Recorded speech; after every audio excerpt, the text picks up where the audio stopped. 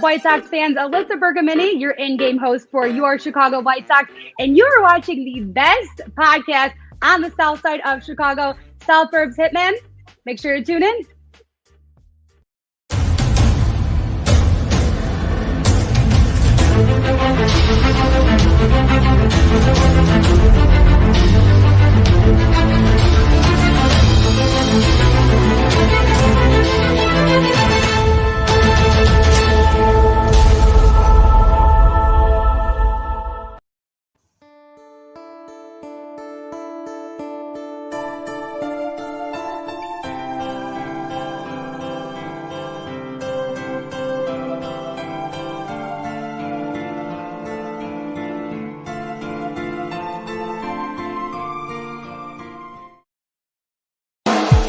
You're listening to the Ballroom Network. The following program is intended for all audiences. Welcome to the South Burbs Hitmen podcast with your hosts, Joe Mandel, Zimmerman, Vinnie Parise, and Chris Gonzalez. We're bringing you the White Sox coverage you need from the perspective of true Southsiders. Grab your Comiskey dog with an ice cold beer and meet us in section 155. Everyone get on your feet for your South Burbs Hitmen. That ball hit deep. Way back. You can put it on the board. Yes. Jimenez in the air. Left field. He's your hero tonight. Thanks, Cubs. Over the head of Jenks. Uribe charges, throws, out!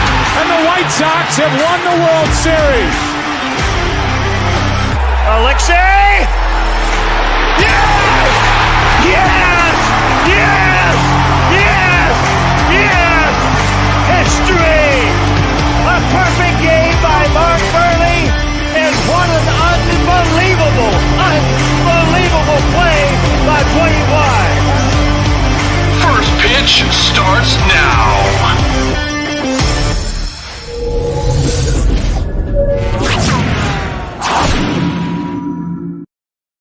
What is going on, everybody, and welcome to South Burbs Hitmen. I am one of your hosts, Joe Mandel, and I'm joined by my White Sox brother-in-arms. I'm talking about Chris Gonzalez, Vinnie Parise, and Zimmerman might stop by later. We also have a special guest joining us tonight on the show who's going to be part of the conversation. And, of course, we're talking about friend of the show, Ozzie Guillen Jr. Junior, thanks for being with us tonight, my friend. Guys, thank you guys for having me. And no problem. And Vinny and Chris, real quick, how you guys doing? How you feeling about the week that was? Yeah, I mean, it was a very interesting week for the White Sox. There were ups and downs, ebbs and flows, kind of like how it's been all season long. They're 23-23 as a result. Not really much of a surprise when you're that up and down all season long. You're going to be hot, you're going to be cold, you're going to have a 500 record. That's what this team is right now. Junior, it's my pleasure to say what up to you, my man. I love having you on. So what's up, man? Thank you. Again, ready to talk some White Sox baseball, give my input and have, hear what you guys have to say and see what you guys think of what's going to happen the rest of the way. A very interesting week coming in to be on the show, and then what's probably going to be the hardest month, I think, for the White Sox in a long time. Yeah, for sure. It's a tough week of schedule, which we'll dive into a little bit later. But the big news this week is the Tim Anderson injury, as we saw in the open of the show. So, guys, I think that's the number one conversation starter here. Vinny, I don't believe we've seen anything come out. I know they said the team was going to update us today. I haven't seen any updates. Have you heard anything, Vin? Yeah, I saw a tweet from James Fagan saying they're going to give an update tomorrow. They gave the update today. Here's my first question. Let's just start off right off the bat. Do you guys think the White Sox are going to give you guys the real they're going to give you the real status tomorrow? Tomorrow? No, I don't doubt know. it. I doubt it. They probably will. They're going to say something about the groin, would be my guess. Okay, so groin injuries can mean a lot of things. So Ozzie Guillen had his groin injured because I asked him if he ever had it. And he said he didn't, and he played through it. Okay, because there's different levels of groin injuries. It's like pulling your hamstring. You know, there's different levels because of it. But as much as it could be something that you can play through and kind of just, you know, slow down and, you know, kind of not be 100%, it could be extremely difficult to come back from it just because of where it is in the body. Okay, so I'm very concerned, to be honest with you, because it was in a non-contact play. Okay, yeah. What that means is that it was his body giving out. Okay, his body's basically the muscle just had enough, and you know it kind of just goes whack, like it just doesn't work. That's why I'm concerned. It had it been like a contact play, you know, of somebody running into him, it could be bruised. But the fact that it just snapped and his reaction to it and him coming off, hopefully, you know, it was being a little bit more dramatic. But when you see a guy not being able to come off the field, you start worrying about it, because that's, I think, every player, when they get hurt, they want to come off the field just because their fans and their family members are watching at home. They don't want to scare anyone. And if it's going to be bad news, you want to give it to them later. That's usually like the family baseball mindset. But I'm very concerned about what could be happening in the next couple months, especially because of who TA is. Not because of how he plays, because he's an amazing player, but because of how he performs. He's a speed guy who has to play shortstop, which is a position that you have to move in. So it's very hard for him to be like, oh yeah, he'll come back and, like, you know, be a DH, which again, he could probably do, but it's just his position is just one that you have to be moving constantly. Yeah, and he's a guy that, you know, he's really been the straw that stirs the drink for this team all season long. So obviously losing it at this point, going up against our toughest stretch of the season. I mean, this week alone, we get Toronto and we get Tampa, and it only gets worse from there. This is a guy that kind of keeps things moving, and then they call up Danny Mendick in his place. Junior, do you see anything else happening roster-wise? I mean, we'll talk our next talking points about the list that came out today for the restricted list. But before we get to that, do you see anything else happening besides Danny Mendick? You know what? I think Danny Mendick becomes extremely important, okay? And this is when you start considering about that depth chart of why they signed Larry for the amount of money that they signed Larry. Again, we always worry about one side of the ball always more than the other, which is obviously offense for the White Sox. If the White Sox today, if I was a general manager, and again, I'm playing just my opinion, I'm having conversations with the medical team, okay? And if you think that Tim Anderson is out for a significant amount of time, okay, that is going to impact you in a year that you think that you can get into the playoffs and really do some damage, okay, or hinder anything of the future, you have to make a move. You have to go in and find a way, either make a move or say, we believe in Danny Mendick and he is going to be our everyday shortstop, and we'll figure out in other places to replace Tim Anderson. But you have to make a move. Unless Tim is back in a very rapid time, it's a conversation that you have to think about and say, there's places. And last year it happened, man. Last year the White Sox was as much fun as we make of Germinator and his whole, WWE type of baseball career that he had. He literally did not need Eloy Jimenez because of what he did those first 2 months. Like, he was better than Eloy. Like, that's realistically, like, there's nothing Eloy could have done better than Germinator in that first 2 months of the season last year. So that void wasn't that big. The Tim Anderson void is huge because of what he can do offensively, especially with a team that can hit. Not only can they not hit, very well right now, they're not very good at producing runs. So Tim Anderson was pretty much like I would say 75% of the offense that they had going on. So he is a huge deal for them, being able to go down again in that aspect. I think Mendy could play shortstop, and I don't think they're going to miss him that much from a Tim Anderson standpoint. But from the offensive side, very different team without Tim Anderson. Yeah, and as you can see from the clip there, definitely grabbing the groin area. Never a good sign. All right. Well, we touched on the Tim Anderson stuff. We'll keep it touch. We'll touch on a couple talking points before we get to the segmented portions here. But guys, I got to dive into briefly, and I don't want to get too crazy political on this. It is news. We have to report on it. So we did have, before today's travel for the team, the White Sox did release this image, which they made some roster moves. They put Dylan Cease and Kendall Graveman on the restricted list, recalled Kyle Crick, and placed Keuchel on waivers because they're going to basically release him. So Dylan Cease and Kendall Graveman, what this essentially means, and Junior, you probably know more than me than I would about it, but it essentially means that they're probably the only two guys that are unvaccinated on the team. Dylan wasn't going to have a start, but Graveman would have probably pitched at least an inning or two. But Junior, from your experience, is that essentially what this means? It means either that they got COVID,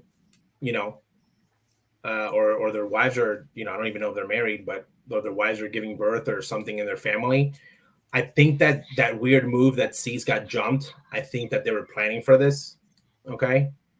Yeah. I thought that the list was going to be a lot longer. Okay.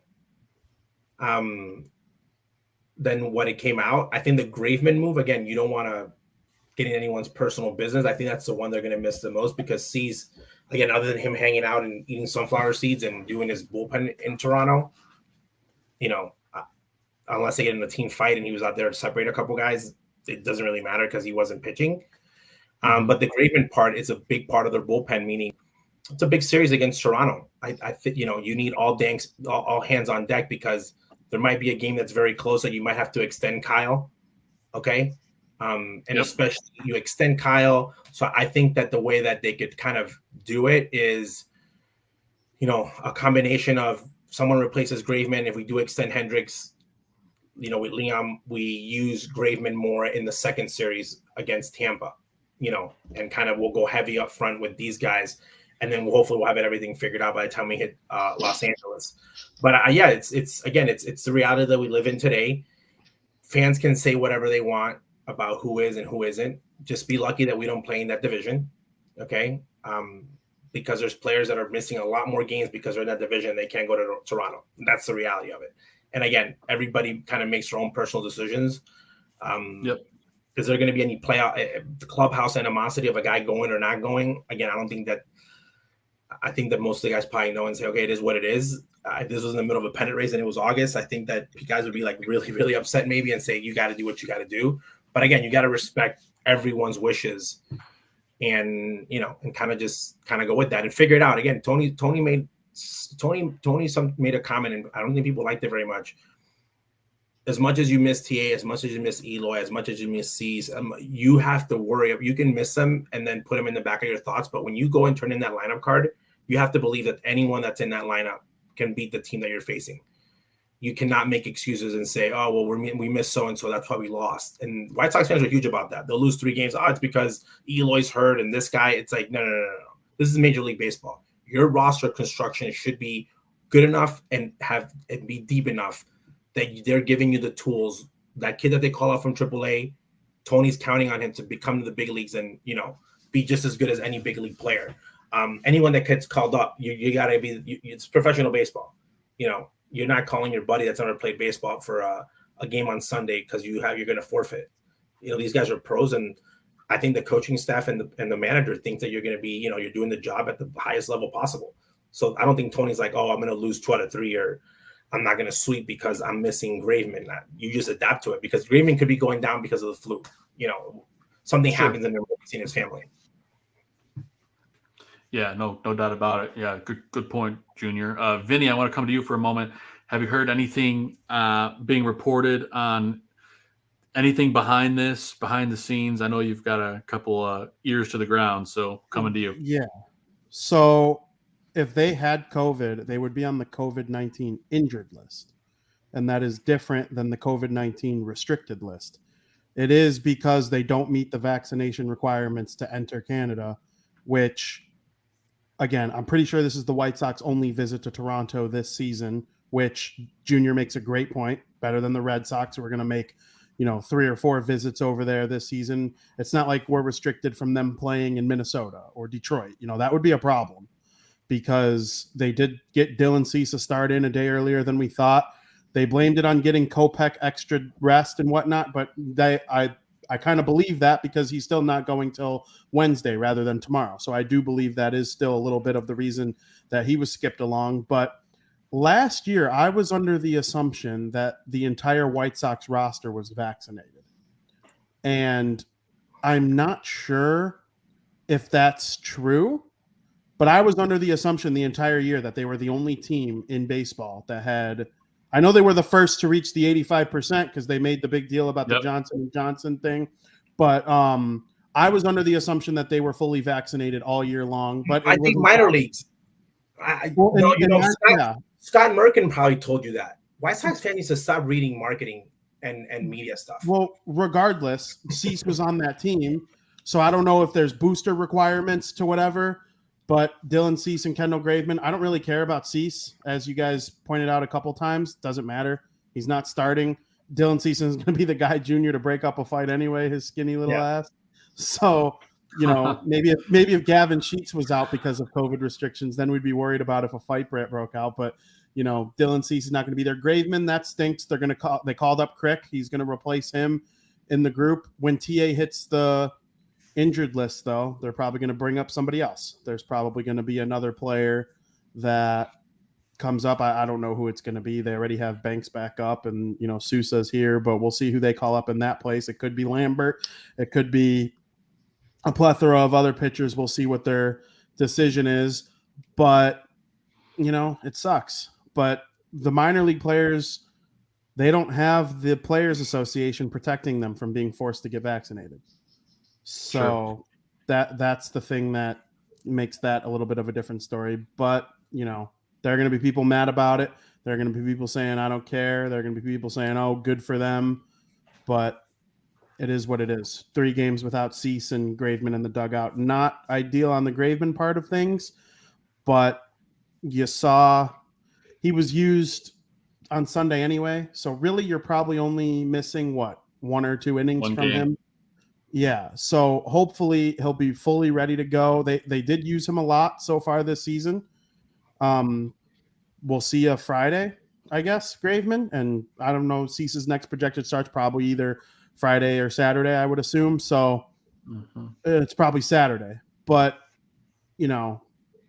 I really don't have much more on that. I was just reading a couple of reporters' tweets and whatnot, and I wasn't told anything personally, but I'm under the assumption that the COVID injured list is different than the COVID restricted list, just based on following the Red Sox and the Yankees all season long. There are a couple guys on those teams who weren't able to go up to Toronto, and there's a difference between the 2 lists there. So I'm more concerned about the Tim Anderson injury, if we're being frank about any.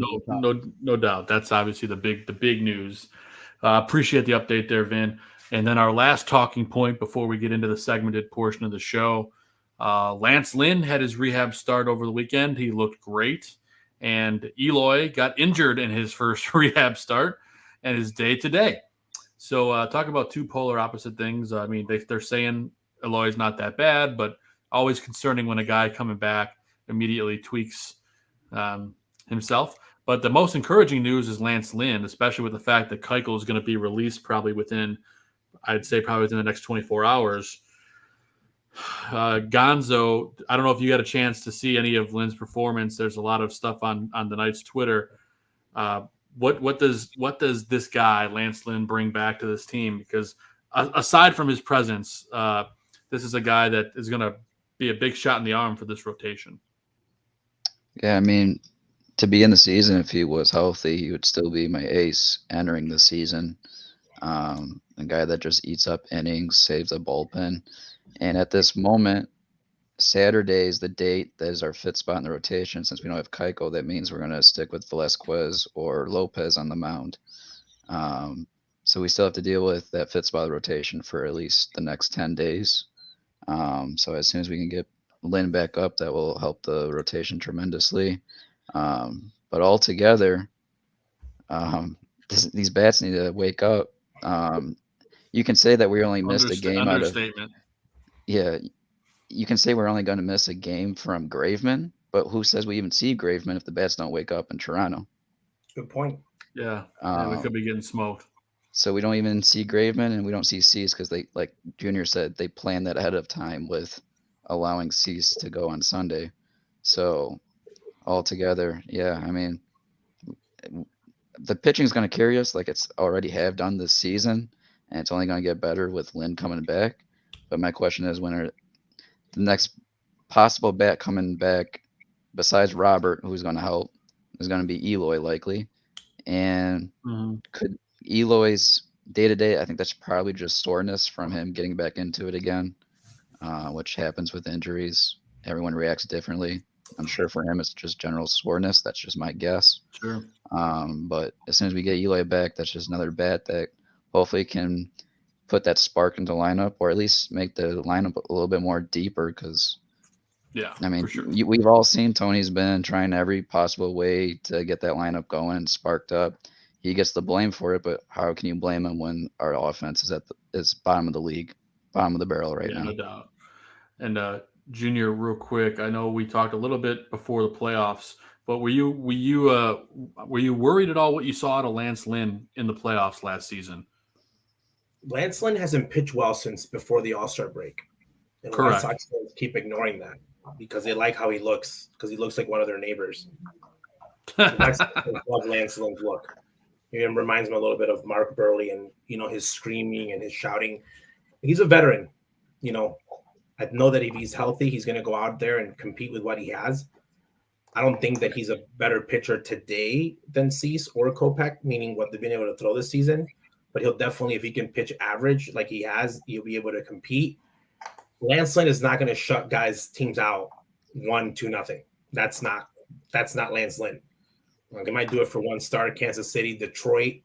But when the big teams come up, he will get hit. He will get, runs will score. So that's when your offense, will step up. And that's how pitching usually goes in the American League, especially now with the great offenses. But I think that having him back is a healthy thing. I don't think White Sox fans watch much baseball. They didn't know who Vince Velasquez was until he came up and they Googled him. Vince Velasquez got traded from the Phillies because he wasn't a good starter, meaning he couldn't figure it out as a starter. He was kind of like the Ronaldo Lopez of the Philadelphia Phillies. The Padres trade him actually for him to be a bullpen guy. Okay. And then there was a couple injuries with the Padres that made him be able to start and kind of stop his process coming in. And I don't think the White Sox ever really had intentions for him to be a full-time starter. Like could be very, very dangerous. I still think by bringing you the best, again, giving you 3 innings, 2 innings. We've seen that a couple of times. Tony has been blamed for leaving Vince a little bit too long, but he is a great, he can give you 3 really good innings depending on where you're going to put him. Again, in today's world, that's enough for a starter, but I think that he has really good enough stuff to go to the bullpen at any given moment and actually make the bullpen better and the whole staff. Lynn comes in, Vince goes up, and then you keep Cueto. But I think that's why the reason that they got rid of Dallas was I don't think Dallas could have helped them from the bullpen. There's really no kind of situation unless he was like a long reliever. Again, when would you put him in if you wanted that? If not, why would you start him? But I think Vince Velasquez can bring some value, and he's pitched decent, at least, again, average for the White Sox. And I think that they can have him as a spot start or put him in the bullpen and be complete. And again, Ronaldo Lopez is the same thing. Can Ronaldo start a game? Absolutely. But he's obviously been way more effective in his career with the White Sox as a reliever. Again, yeah, you're going to go with White Sox fans need to stop this conversation of playoff talk and setting up playoff rotation in their imaginary head. The White Sox are not in the playoffs today. They're the 7th seed, maybe, depending on what day of the week you look at it. So they need to win. They need to get into the playoffs before they start thinking about matchups and rotations and who's going to get the ball game 1. Like they're you see Twitter and you see fans that and the media and I constantly argue this with Ozzie, like they're in La La Land. You know, they don't look at they don't look at games and look that Twins are still winning. They don't act like our history's there. So I think that you really need to start winning games now and then worry about that rotation. Like you get into the playoffs, then you worry about who starts game 1, 2, 3. Again, if I don't think there's been a better performance by many guys in the big leagues more than Cease, Kopech, and Giolito. I think that's a very good 3 guys that have been very consistent in what we have of a season. So when I think White Sox problems, I don't think starters. I don't think, oh my God, the starters are horrible. We need to get pitching, which I think everybody thought that was going to be the case. I actually think it's probably the brightest future for the White Sox right now because the White Sox want to ignore the elephant in the room. And that elephant in the room is Eloy Jimenez and Pantera. They both look amazing in uniforms. They're great for marketing. They're fun, but they're never on the field. Let's be realistic. Pantera's never played more than 100 games in the big leagues yet. Okay? He got paid, by the way. Okay? So he's getting paid a significant amount of money without being there. Now, with the injuries going down, you know, maybe you're not getting a guy in Moncada that is what you signed him as to be, meaning is João Moncada a very good third baseman, way above Brad average? Absolutely. But is he going to hit 30 home runs? If you still think that, I don't think your baseball knowledge is as strong as that you think that it is because I don't see it. Okay, he's a great switch hitter. He could be Gucci, but he was sold like he was Frank Thomas. And I love Moncada. I think the White Sox fans don't deserve him one absolutely bit because they just think that he was going to be this amazing player. But they really have this pressure on these guys that have never done it. Okay, the only guy on this team that I look at, other than Grandal, because he's done it at other places, that I'm like the one year that this guy's going to have off is the year that they needed him the most, and everyone's going to remember him for this awful year if he doesn't fix it, is Jose Abreu. Jose Abreu has been more consistent than any player, you know, in a White Sox uniform in a long, long time. But there's a lot of there's a lot of banking and a lot of guys with a White Sox uniform that are what ifs. Okay, there's still what ifs. Yeah, Pantera's Acuna and Pantera's this, but if he doesn't stay in the field, you know, we don't know, you know, and that's the player can make that. We've seen it with the Twins with Byron Buxton. Byron's healthy, Twins play better. Can Pantera stay healthy and play a lot? Can Eloy stay better and play a lot? And I'm talking about getting 130 plus games. When you look at this team, there is, I don't know if it's rest from that they get too much rest, that they don't get enough rest. But when you look at the games played, I don't think Larry Garcia plays as many games as he's played with the White Sox if he played in anywhere else. He is an everyday player that plays every day else because somebody on the White Sox lineup is either hurt or getting a day off. Again, whichever way it is. So it's a team that you got to address the elephant in the room of, are these guys going to be healthy? You know, are these guys going to come back, and how healthy are they going to come back? Or are they going to break down and now the guy that was the most consistent guy, meaning from a health standpoint, he has gone down.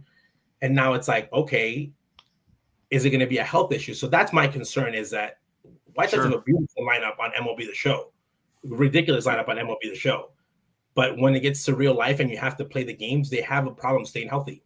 Is it their fault? I don't know. Is it the trainer's fault? I don't know. For some reason or not, they're not healthy. And if you're not healthy, you can't produce and you can't win games. And I think fans are throwing out the Atlanta Braves comparison. Okay. Atlanta had the same record that we had that last year before they won the World Series. Way different offenses. And they made like 6 major trades going into the playoffs for really good offensive players. Like they had like 4 guys on the bench that could have been starting in any team. So are the White Sox going to make moves like that? For who? We already got a bunch of guys that are younger that we won't move. So that's my concern, is like, we're not hitting, but none of these guys have the track record of producing at high levels except 2 guys, which is Grandal and Abreu. Everyone else has been hit or miss whatever season you pick. So it's not a guarantee that this guy's going to hit 300 and drive in 100 because he's done it 9 years in a row. So a lot of guys it's like, what season are you going to get? Are you going to get Moncada 19? Are you going to get Moncada 2021? Like it's so you don't know that's why it's very hard to pick because there's a lot of guys that are not consistent. But Junior, that Moncada's playing hurt. That sets up perfectly for those decisions. Set us perfectly for if your father was the manager, he'd be on the hot seat right now because of execution. And similarly, sets us up for La Russa's locker.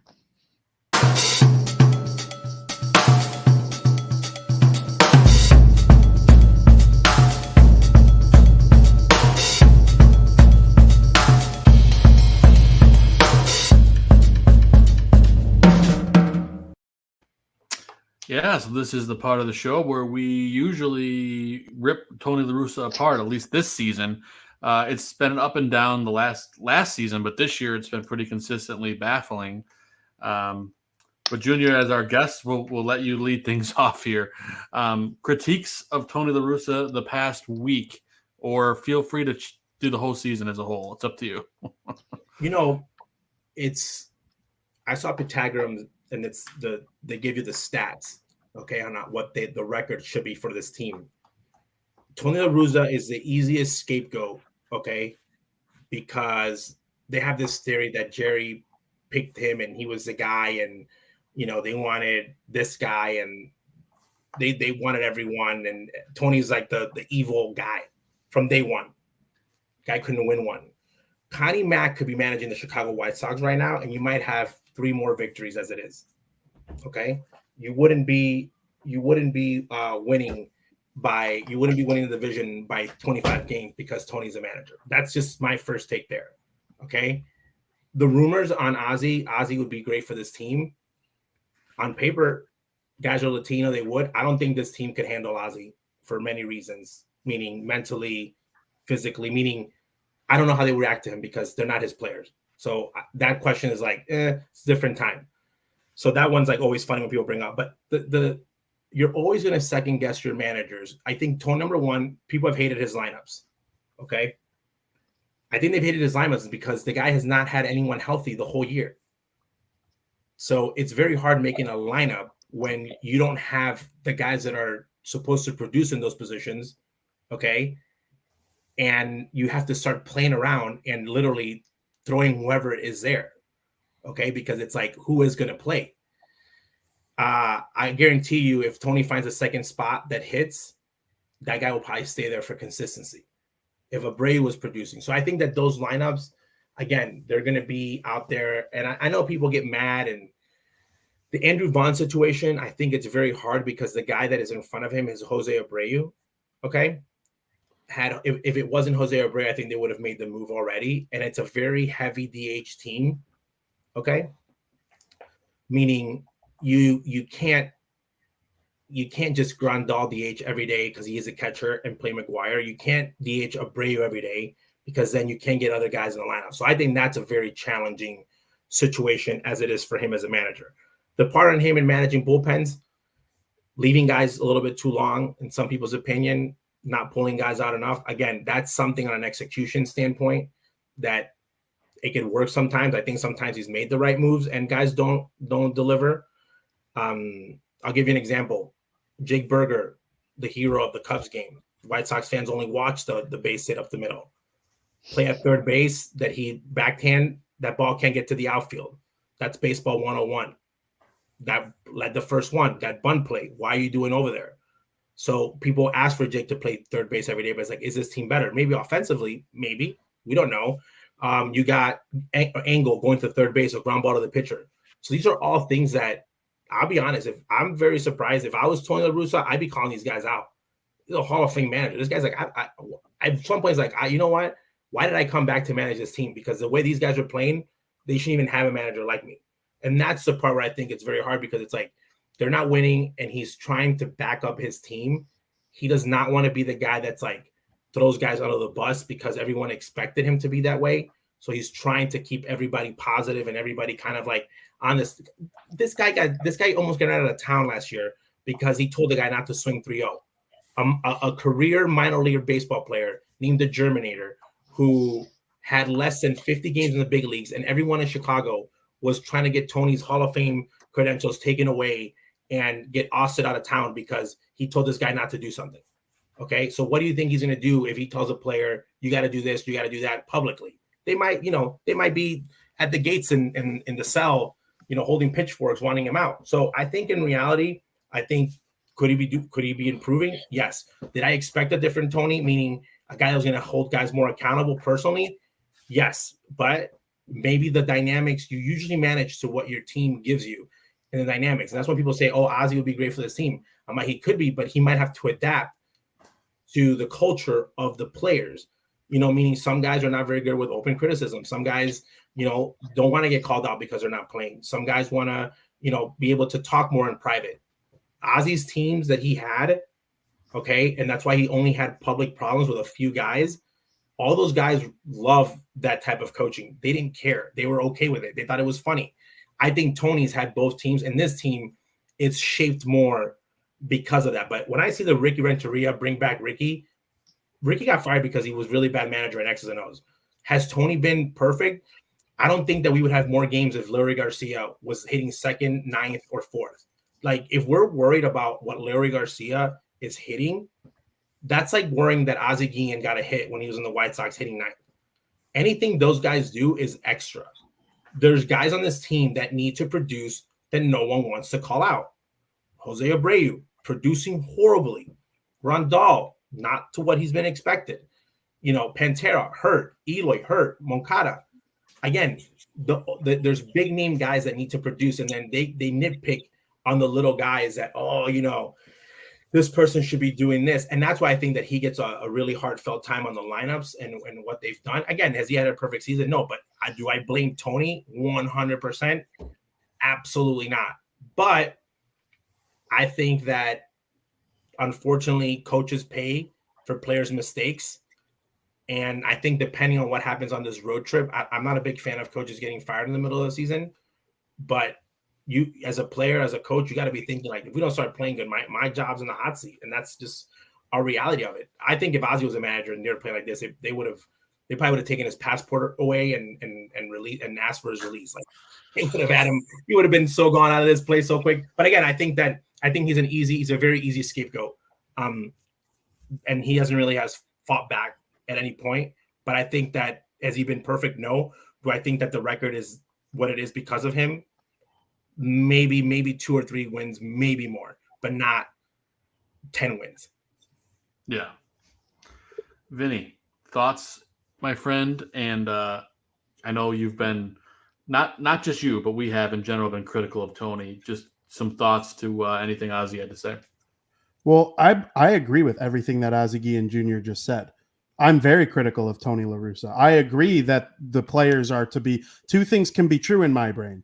Players can be blamed for not executing, and they could be put in better positions to have a chance to execute better based on what is right with the game of baseball. Okay, for example, he says, Junior, you said maybe like 4 to 5 more wins, depending if they had if the perfect manager was on this team, maybe they have 3, 4, maybe 5 more wins. It's not that much. It's not 10. But if they had 4 more wins right now, they'd be tied with the Minnesota Twins for first place in the AL Central Division instead of in second. And so I ultimately think that the difference between the best manager in baseball and the worst manager in baseball is probably only like 10, 15 games a season. There's no denying that whatsoever. Baseball is a weird game. A random nobody could come out of nowhere. A Jake Berger, who was injured for 3 years in a row, can come up and be the hero of a game that he's the reason they were down 1-0 in. Of course, that can always be the case. It's baseball. It's weird. So I have a question, though, on that one. Would you say the right manager, the perfect manager? What's the perfect manager for the Chicago White Sox, okay, without affecting the emotions of the fans, number one, the players, number two, and keeping everyone happy? What is the perfect manager for this team? If it were up to me, I would like a consistent lineup every single day. When I watch the New York Yankees, when they're fully healthy, when I watch the New York Yankees, I know I'm getting LeMahieu, Rizzo, Judge, Stanton, Donaldson, 1 through 5 every single day. And the White Sox for most of this season have had Anderson, Abreu, Robert, and Grandal available to them. They are So not. then you don't want an analytical then manager. I kind of want somebody who's on the middle of both, which I think Tony probably is. Tony's probably a little bit in the middle of both, analytical and feel for the game. I just don't think his feel for the game is what it once was. Do you think it was a good idea to leave Johnny Cueto in the game in the 7th inning against the Chicago Cubs on Tuesday? The analytics probably say get that guy out. I think in that position, and again, this is why I think I've been more critical of his moves, maybe bullpen wise, because this White Sox bullpen was supposed to be the greatest bullpen ever built by mankind. We can get rid of a Hall of Fame closer because our bullpen's just so amazing. And you're in the 7th inning. That's a bullpen inning, in my opinion. Okay? I agree. That's just baseball. That's just with that bullpen. I'm going to be honest with you. Somebody told me this, and I was very shocked because I had not thought about this. So I'm not going to take credit for it. When Tony La Russa managed in the game of baseball, I was told this because when Ozzie was interviewing for the San Diego Padres position, we were talking to guys in baseball to kind of feel for some questions that what could they come out from right field on Ozzie, in the interviewing process. People talk about rule changes and they don't really think about it from an analytical standpoint. So Ozzie was very good at matchups like Tony, meaning righty, lefty. It's one-on-one. My moves are just like one move. You make a move, I make a move, and I'm going to make a move. So in 2 innings, you might not bring the pinch hitter. That type of strategy, because we actually went through a process and we practiced it, and Ozzie said, yeah, this is definitely changed, and we would have to make this adapt this way and that way. This new rule change of 3 batter innings, okay, takes that complete feel away. So I don't know if those years of him matching up, I think that has been a learning curve for him, where in the past he could be like righty, lefty, bring this guy in. Now sometimes he brings in a pitcher thinking I'm facing for the first batter, but he's not thinking that in the 4th hole, that's not the right move because now you're making an easy matchup on the 4th hole. That part, when that person told me that in baseball, I said, wow, they might have a point there. Because even though I hold Tony in a hard regard as a Hall of Famer, that strategy part of managing the 3 batter rule bullpen guy, that completely changes. And Tony, again, he's been so used to doing things in a certain way. I think that there's been a kind of a learning curve for him there.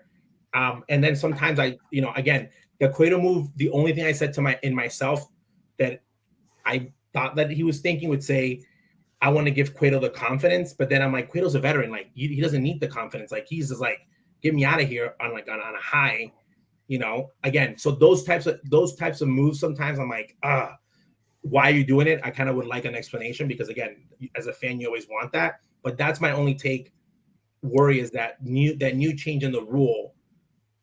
How is it affecting Tony in general? But that's when your pitching coach is supposed to be like, hey, this is what we're going to do. Yeah, and so that's basically exactly where I fall too. Just some of the bullpen strategic matchups. I don't love the lineups. To me, it's not what Leury Garcia does. You're right. If we're worried about what Leury Garcia does, then you're in worse shape than you thought.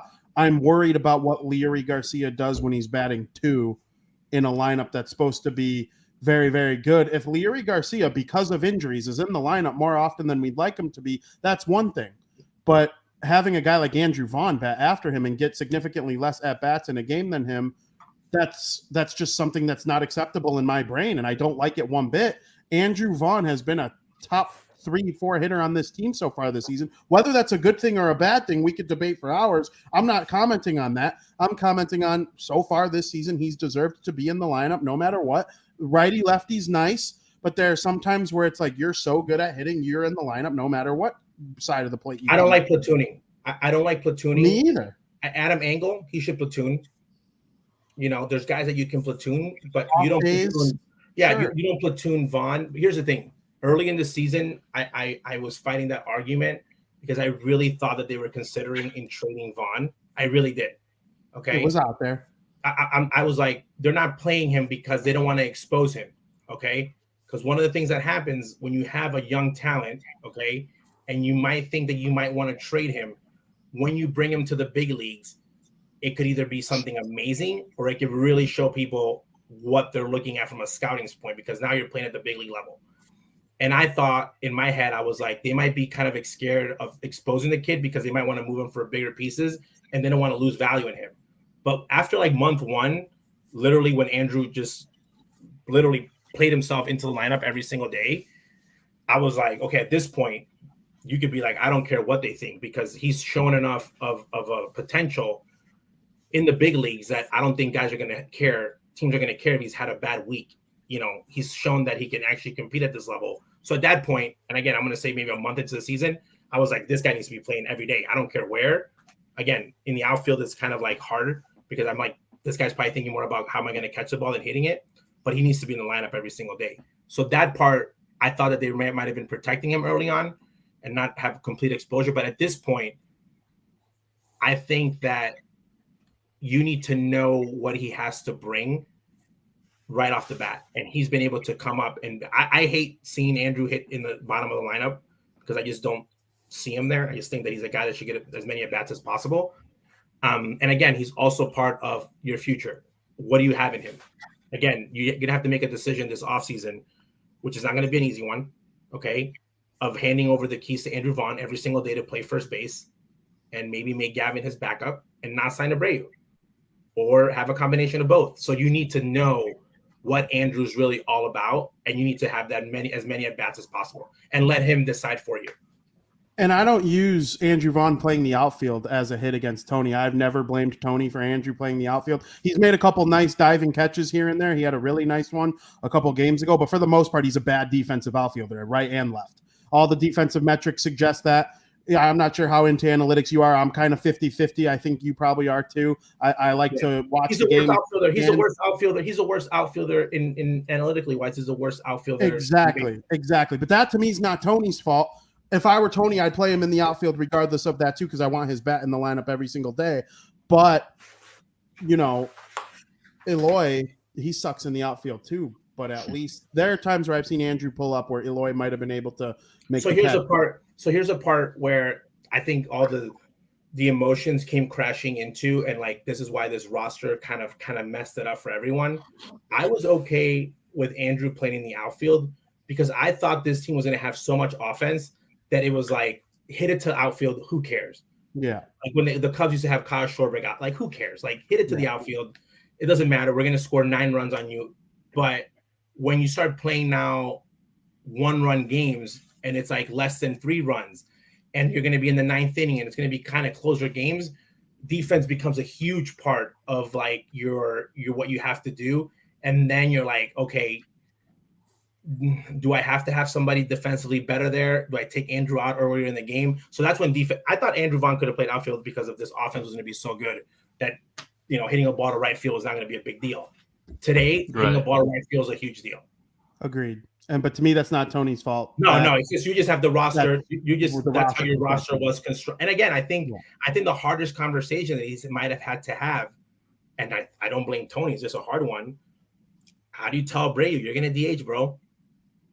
Yeah, that's fair. You're going to DH every day, and you have to be. And this is when team and family and leadership takes a front step, because now you say, yes, the kid can play better. I can help this team better as a DH than as I could as a first baseman. So I don't know if they've had that conversation. I know that Abreu does not like DHing.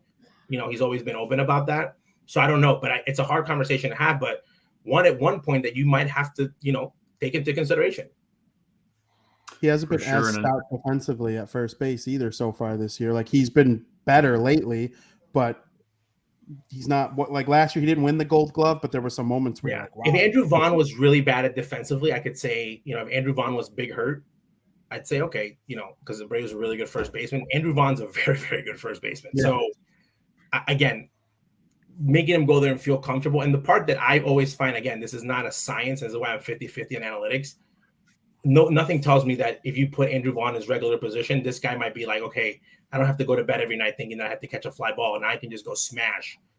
You know, maybe his numbers improve even more. And now you got a guy that's really focusing on hitting because he's been playing first base his whole life, so he doesn't really have to think about it. That's possible. You know what, Junior? What's not great analytically is us seeing Josh Harrison on the mound. And that reminds me a lot of when Adam Dunn was on the mound. And that brings to us the Adam Dudd of the week.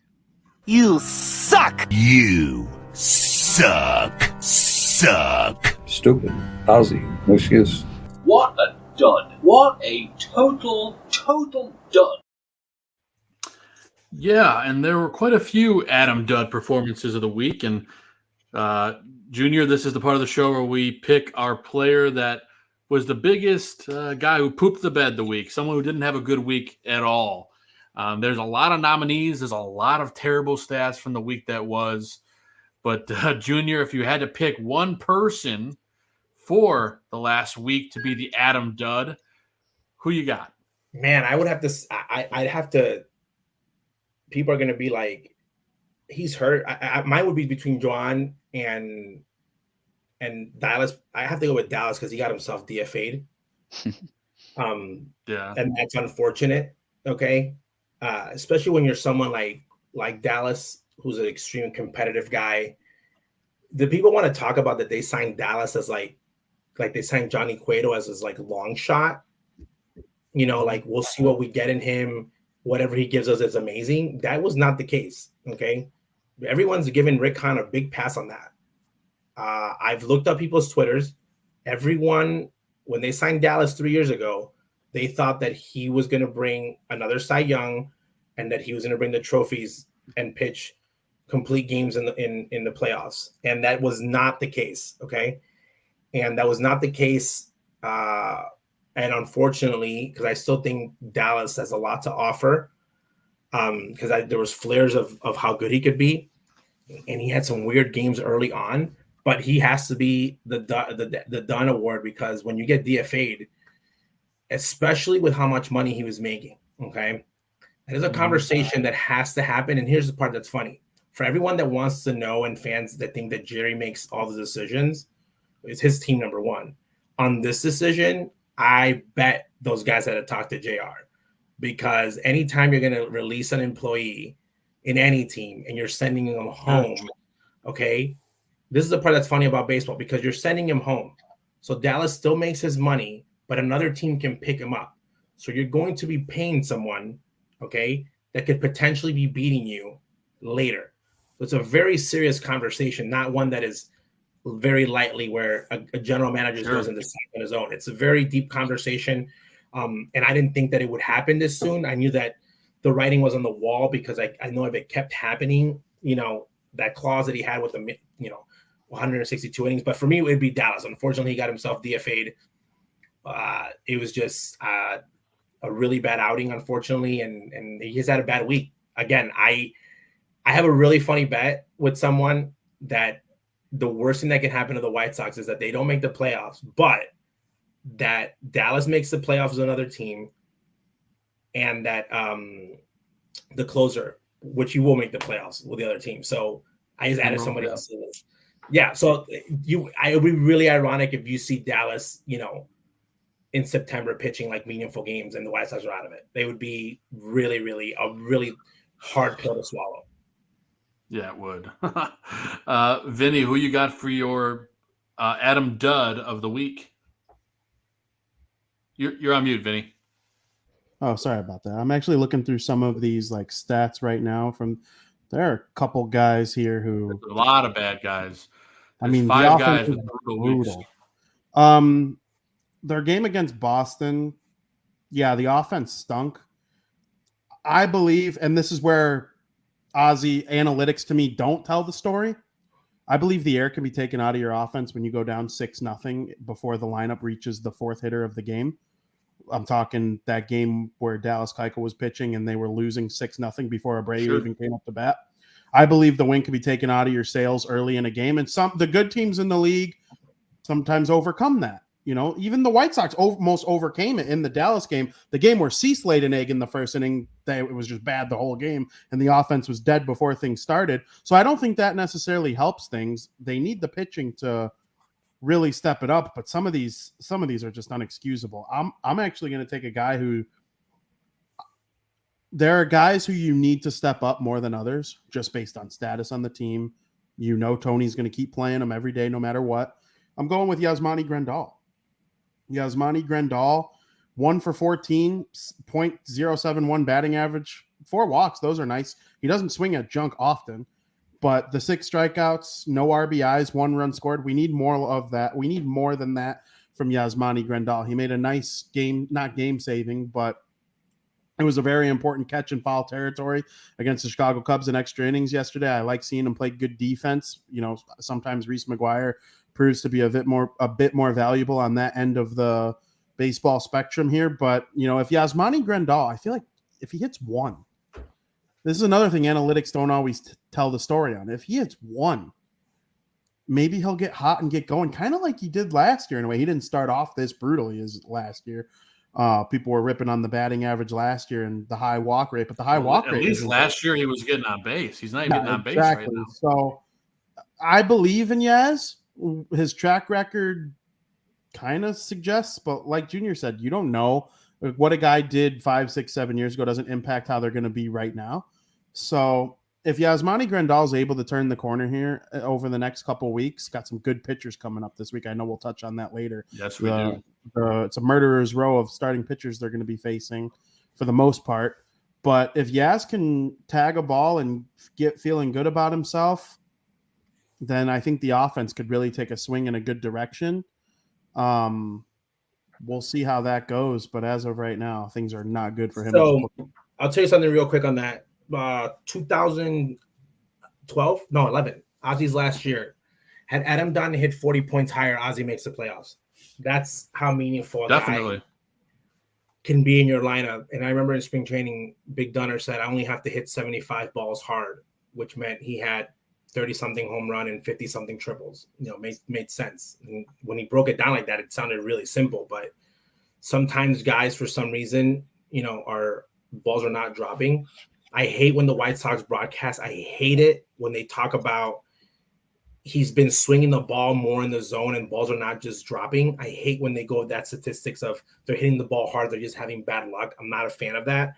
I've seen flares of him trying to go the other way and his catching has gotten better, but regardless of what people think about guys producing, if it will be very, very hard for the White Sox to make a playoff, okay, with Yasmani producing the way he is right now. They need Yasmani.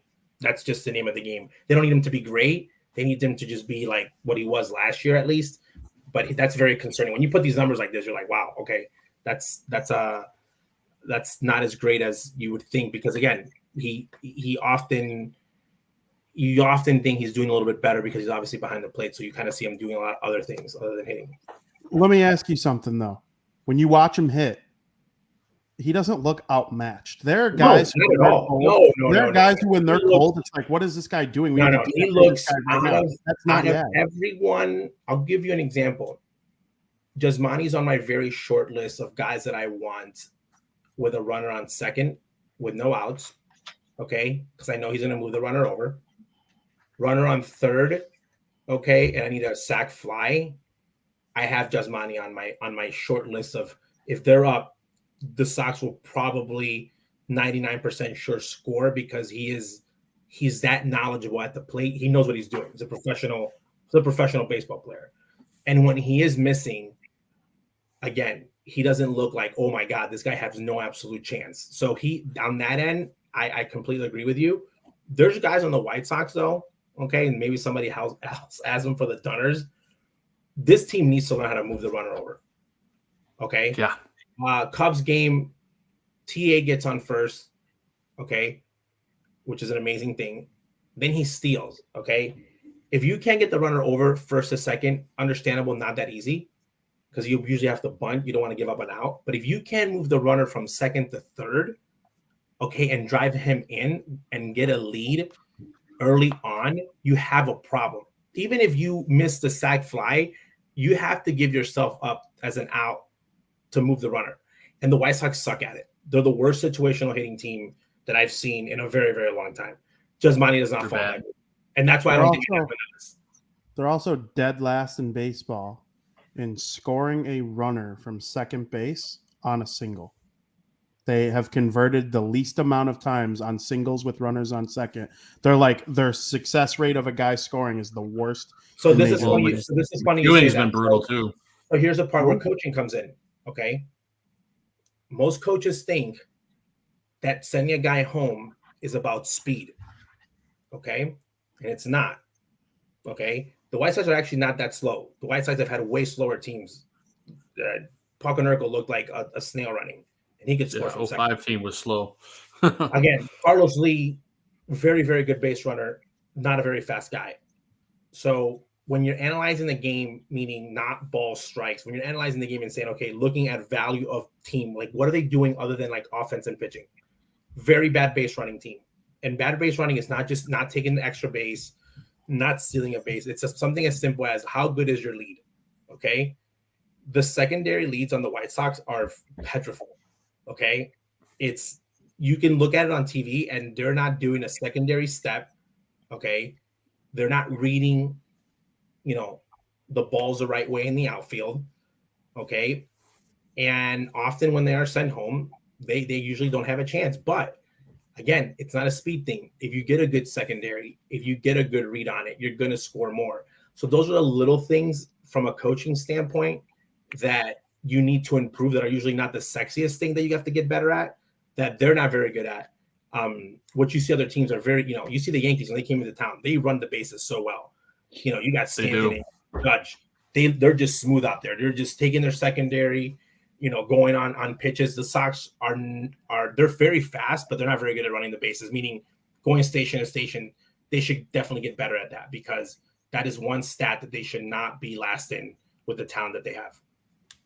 No, big facts. And Gonzo, I know there's some of the guys on this list have had bad base running, but I got to get your Adam Dud of the week. Mine is actually one of my favorite players, and that's Yohan Moncada. When you need a left-handed bat in the lineup, even that of a power bat, but I love his defensively, but when we paid you the contract that he got, I need more than defense. I need that bat alive, especially when you're bottom of the barrel in offense and especially left-handed bat in the middle of your lineup. And I love to see him in the 3 spot, but he needs to produce. And when you surround him with either Robert or Jose, in front or behind him, or Vaughn or wherever he's at, behind him or not. But if you got those guys ahead of you or behind you, they have to pitch to you. And with the talent he has, he needs to start producing. It just makes me wonder. It makes me wonder how hurt he is because he's clearly not anywhere near 100%. So if you're hurt, go on the DL. I get what they should put him. I think they should. It's hard because that first week he was back, he only played a handful of games. Right. They've been babying him. Yeah, they've been babying him. But at some point, he needs to start producing. I think it's in him. And what sucks is last year with all the injuries, we didn't have our core. So I can understand why his power numbers were down because no guys were pitching to him because they can pitch around him with how limited the lineup was for the majority of the season last year. Again, that's probably the same issue again this year. I would love to see a healthy lineup with him in it, but at the end of the day, you got to just stop with excuses and start producing. Why are White Sox fans so obsessed with the home runs from the third baseman? The only reason he was the number 1 overall prospect for 2 years. By the way, the Moncada came on a trade where they had Devers, and everybody knew that there's 2 things that the Boston Red Sox had red flags on him: power and can he stay healthy. I knew that, and I'm an average Joe. I'm not a front office guy. They should have known that. Everyone in baseball knew those are the 2 red flags. Everyone's obsessed, and they think that if Moncada hit 35 home runs and hit 120, White Sox fans would change Michigan Avenue to Moncada Avenue. Okay? They think Joe Creedy was a power hitter. They think Ron Ventura was a power hitter. They were not power hitters. Frank Thomas was a power hitter. Albert Bell was a power hitter. Paul Konerko was a power hitter. Jim Thome is a power hitter. If Joan Moncada, the only reason that I had him, that's my boy. The only reason that I almost had him for the Dun of the week is because even if you're not hitting home runs, okay, even if you're not going deep, you should not be hitting 160 when you hit from both sides of the plate and you have the ability that he is able to have. Meaning, The other day, he bunted a ball for a double. Okay, you have things in your arsenal that should help you improve, have better at bats, take more walks, put the ball in play that can give you a better chance of producing better because you're not a power hitter. And obviously, when he starts getting hot, he will hit balls out. The ball flies in Chicago at one point or whatnot. But I think that his hitting ability skills, I don't know if it's gotten in his head that he wants to hit a home run so much. He's literally becoming, and this is very scary to say, Cesar Hernandez. Okay? If you saw Cesar play 4 years ago, you're like, this guy is like Randy Aranas. He's just hitting hits everywhere. Just spraying the field, gap-to-gap guy. All of a sudden, he had 1 year where he had, I think, almost 20 home runs. And the next year he came out and is the same guy that's actually playing right now for the Nationals and who the White Sox had last year. Swinging for the fences, and his batting average dropped so bad that he just became a horrible offensive player. So he needs to be able to – guys, Ozzie Guillen hit 270 in the big leagues. My father hit 270 in the big leagues, and he thought he was a horrible hitter, and he never walked. So the fact that you're seeing these guys with this talent at like 190 is very concerning because you're like, you can't even hit 250. And that's the part where I have Moncada on. If Moncada hit 330 and hit 10 home runs, people would be like, okay, like it's getting to the point now that it's home run or nothing, and it's really affecting his numbers. And now the fact that Moncada, he should go home every day. And I tell him, like, the fact that they're considering with his talent to play Jake Merger every day over him at third base is mind-blowing. Because if you're a baseball guy, but those guys have to start considering, because if Berger goes and hits, he keeps hitting home runs, at one point you're like, okay, well, do we keep Berger and try to trade him? Like the fact that thought is even in people's heads, you've gotten them to that point of making that thought, which is not a good thing. Yeah, for sure. Yeah. I want to say one thing on Moncada really quick. Go ahead.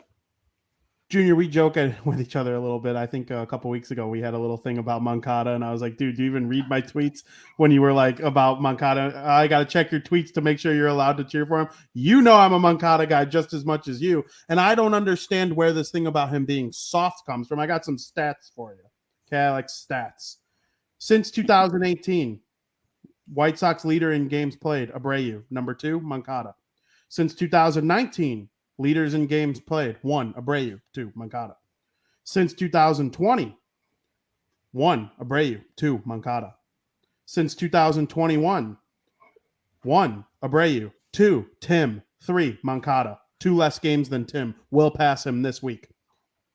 I'm just saying, if you think Moncada's soft and you are just always complaining about this guy being soft, not into it, what the hell are you talking about? Vinny, I'll tell you why. Vinny, I'll tell you why. And I've told him this. I'll tell you why. Exactly, I'll tell you why. White Sox fans hate, number one, that Moncada is extremely hot. Okay? He is better looking than 99.9% of all White Sox fans. Not me and you, though. Not me, maybe not us, because we got confidence. He's extremely hot. White Sox fans right off the bat on that one are like, we don't like him. Okay? Perfectly beard shape, Moncada does not have to slide into second base, okay, because he needs to sell, okay, and get his uniform ready. I said, Moncada, just slide on second, just make it look hard, like dive, roll around the ground, and like make a turn. And White Sox fans will be like, oh my God, look at him, he's playing so hard. Chicago White Sox fans love a try hard. A guy that rolls on the ground and he's like, oh, like Moncada, get a hit and go like this, shake, do like a lasso, get on the media and say something. White Sox fans love that. Get on the media and say, oh, I don't like the Cubs colors. I went to Wrigleyville and they serve bad beer. Oh my God, we love Moncada. Moncada minds his own business. Okay. I'm just saying though, Moncada minds his own business, shows up to work every day, and he's put in the lineup when they have to do. And they hit him second, they hit him last, they hit him third, and he plays. He gets moved from second to third. He produces. He makes it look easy. He's hot. He's just playing his game.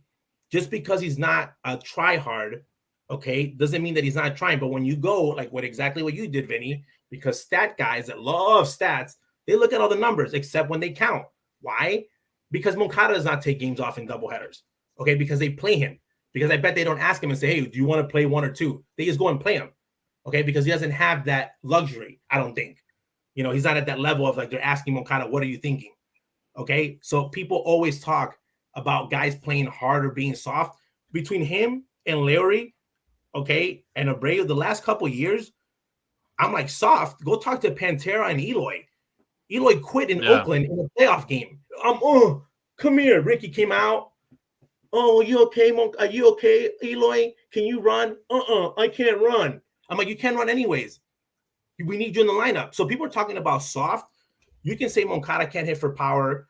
You don't like the guy. You can say anything you want. But Vinny, you're right about that. This whole soft thing, it's not. And then people are like, I'm like, it's not even the COVID thing. Literally, the guy had a freak injury. Why? He was fine.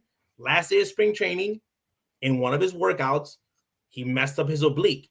Maybe he overworked out. Maybe he wanted to play more games. But again, he has not been healthy, meaning from a standpoint. If Joan Moncada came out and said that he was suffering from mental problems, that he was so stressed out because he is injured, and he would wish that the White Sox fans took some mercy in him, they would be like, oh my God, Joan Moncada, you're so special. They'll probably run a special on him. You know, they'll do this whole thing and people will be like, they'll do a vigil for him. And oh my God, Joan Moncada, we feel so bad. But he's not that guy. And do White Sox fans think that he should become that guy and fake it? No. You can tell that he's out there. People are like, if he can pinch hit, he can play. I'm like, do you guys know even if he wanted to pinch hit? He looked like he didn't even want to be there the other day when he went to pinch hit. Just because they pinch hit you doesn't mean that you're like, I'm hurt. I have no chance against this guy. He grimaced when he swung. I mean, he's clearly not. He's clearly not. He also took an at bat that you could say he didn't do anything because David Robertson threw a wild pitch, but he took an at bat that allowed a run to score. At the end of the day, a run scored because he worked a count enough to allow a wild pitch to get past the catcher, and a runner was on third. And here's the part, okay? Right now, Berger, Sheets, McGuire, even Andrew, we all think that they're everyday big league players. Sometimes guys in the big leagues, it's not even about producing. It's the fact that they have to stay in and play so many games, okay? Play 150. If you play 130 now, you're special. So Moncada on the softball, when you've played that many games, like Jose Abreu, you can say anything you want about Jose Abreu. I think he might be too tough. This guy's out there, double headers, Sunday night game. He's like, I'm playing. Like, he'll play. He does not care. He's just like, I'm out there dying, but I'm doing. And he plays hard every day. So the word soft, meaning when you're talking about games played, people need to really look at the stats. And like you said, Vinny, look at the numbers of guys that have been there year in and year out. Yeah, maybe he's not clutch. That's fine. You can argue that. But soft is not the right word for him being able to play or him staying out of injuries or whatnot. That's just the wrong definition for him. Totally agreed. Appreciate it, Junior. And real quick, I'm going to get into my Adam Dud, and we'll move into the put it on the board after that. But I'm going to pick a guy for my Adam Dud. He's a veteran player that the White Sox acquired, that they look for him to be a guy that's really going to produce. And he's certainly not doing that this week. A.J. Pollock with a brutal week at the plate, 1 for 17, 59 batting average, struck out 4 times, 0 ribbies, but he still managed to score 3 runs. Guys, A.J. Pollock, he had a good week the week before, but this week he's just not getting it done. He had some of the worst at-bats that I've seen on this team this week, and there's 2 other guys that had bad at-bats, which I'll talk about briefly. But what do you guys see out of A.J. Pollock this week? Because I know for sure, for me, he looks kind of lost at the plate, especially this week. Feel free to jump in. Junior, did you see anything out of Pollock that has you concerned? You know what? My concern was that the Dodgers wanted to get rid of him, the best team in baseball. And you're going up for a World Series, and you're like, oh, I want to give up this amazing producer. That was my biggest concern. Again, I think that when you're looking at a right field production, I think that everyone just wanted a name, okay? But again, I think this is a guy that he's going to be average, and I'm not expecting him to hit 30, 40 home runs. I was surprised that he went back to like digressed, because he really had a 2-week run where he looked really, really good. And I think that for him, he might be one of these streaky guys. Like, again, I didn't watch enough Dodger baseball that I haven't really looked at his numbers of like, if he's one of those guys that gets really hot for 2 weeks and then like extremely cold for another 2 weeks, and you can still hit 290 and hit 25 home runs. Just depends on how you put it together. But I don't know if he's that type of guy. But he's looked amazing at the plate, okay? And then he's looked completely lost. So I have it on as maybe he ran into some good pitching. maybe wasn't just feeling it that week. But again, he's been a guy that I think that they need him to at least produce at average, because you can't have, 17 at bats with one hit from a guy that you expect to start every day in one of your main positions. Because again, if that guy's not producing, that's when Tony has to go in and say, okay, do I go with Sheets? Do I go with Engel? Do I do a Larry, in the outfield? And that's when you start. If Pollock was hitting 330, having a really good kind of year consistently, he'd be every day playing in one position.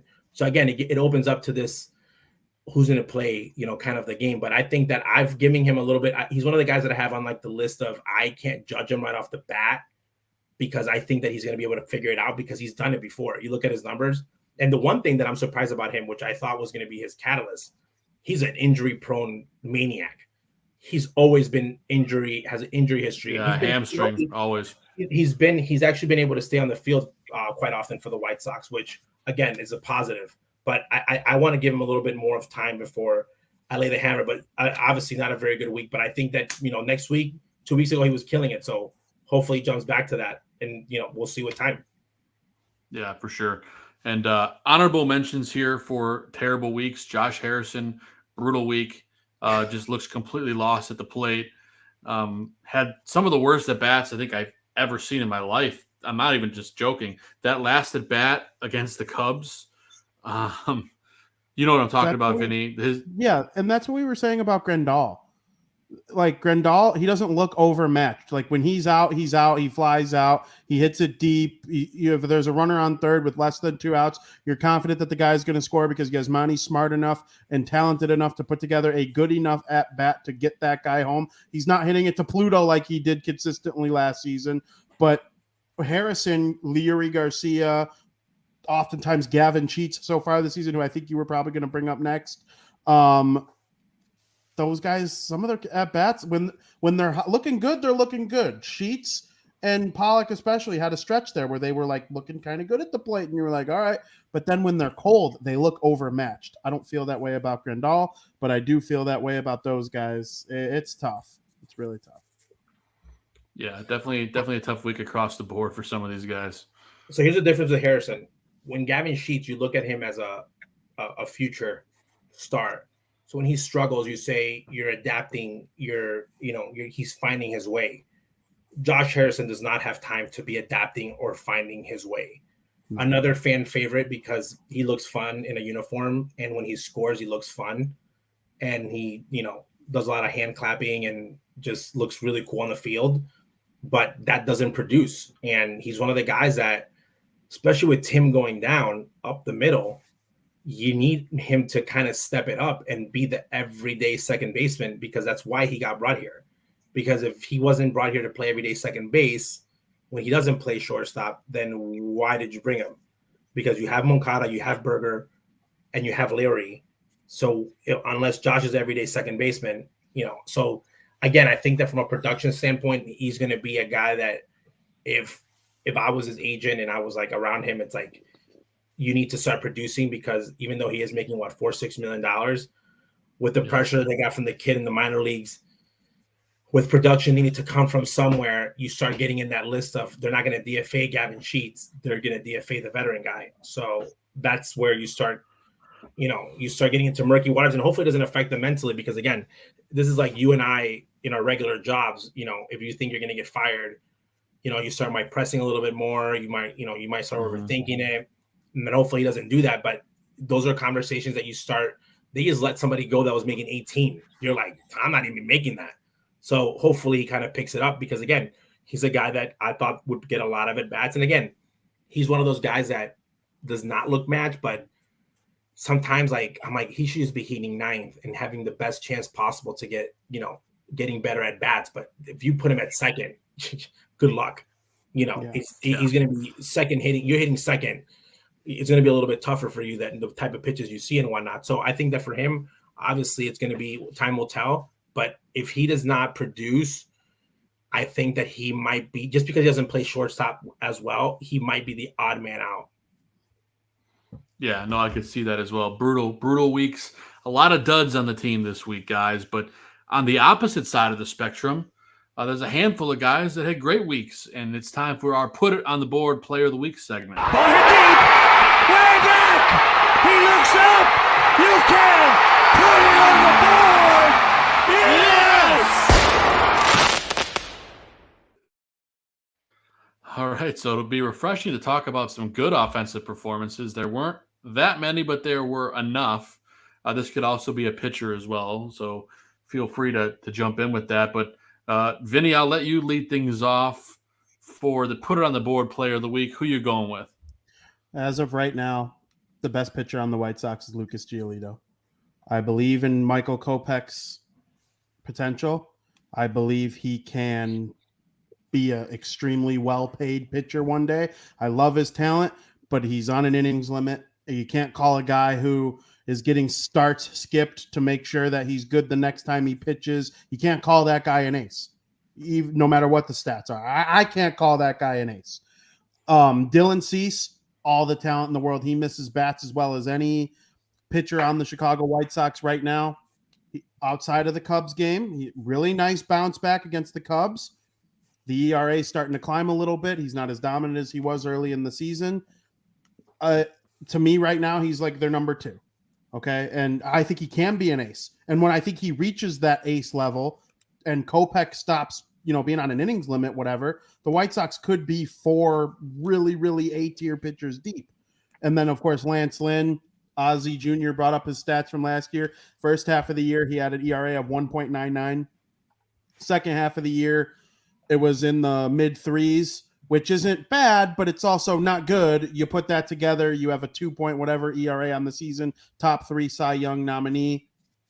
Okay, make him your 4 right now. For me, Giolito's that guy. When he's going out there, you're getting a solid pitching performance. Even when he does give up 4 walks, like he did in this most recent game, 6 innings pitched, 1 run against. He did give up the 5 hits, so 9 base runners. He still only let up 1 run.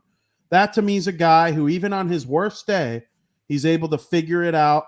And that to me is an ace pitcher. And I know MLB, has like a definition of an ace pitcher about being one full run short of the league average ERA. Giolito, Kopech, Cease, Lynn, all those guys can fit in that mold at any given point. But as of right now, if I need a win, if I need to stop the bleeding for something, even on his worst starts, it's Giolito for me, and he proved it this week. 9 base runners. That's a lot to only give up 1 run. So Giolito's my guy for the week. I love it. If you had to pick somebody, Junior, who are you picking for your Put It on the Board Player of the Week? Johnny Cueto. If Johnny Cueto doesn't pitch the way that he does, I don't think they release Dallas Keuchel. Johnny Cueto put everybody on check. 6 inning plus every time he came out. I think he gets his ERA would be lower had he been pulled out, not coming out for that other inning. He's pitched great. Came out, done his thing, his little shimmy. Looked very, very good. And it looks like a guy that could give you a little bit more than a 5th starter. And I think that him coming in was a big eye opener of a veteran presence and really put some pressure on some guys, but he looked really, really good. And again, a guy with experience, pitched in big games, but he looked solid. His velocity was up, his balls were moving. Very different. I like Cueto because he's not a super slow thrower, meaning like, but he's not like a power pitcher. So in his kind of like quirky delivery kind of makes it a little bit different in like what the rotation looks like. So he's picked perfectly until the moment. Until now, I think that his 2 starts have been just awesome. And he runs the upper deck too at that guaranteed rate. I don't know if you guys saw that on TV. Those are some steep stairs, man. If you trip and fall, you're not going to feel very good. Not very good. I have a question for you, Junior, about Johnny Cueto, because you've obviously seen some ins and outs of, major league organizations a little more than me. Cueto, I know the White Sox at the time of signing Cueto were probably perceived as a top 10 team in baseball. They're probably more in like the 15 to 20 range right now. But at the time, they were probably considered a top 10 team when he signed. Is that the reason he chose the White Sox? Like, how were not more teams involved in on that? No, I think that is a more thing about spots. Maybe it would have been the money. I think that a lot of people might have given in on Cueto. Okay.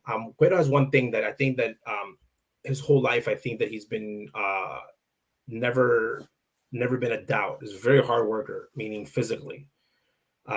Even though he doesn't look like he's a model, a body model, he works really hard. And he's been able to stay healthy and throw. I don't know why he picked the White Sox, to be honest. I definitely know the White Sox were not the only team in the mix.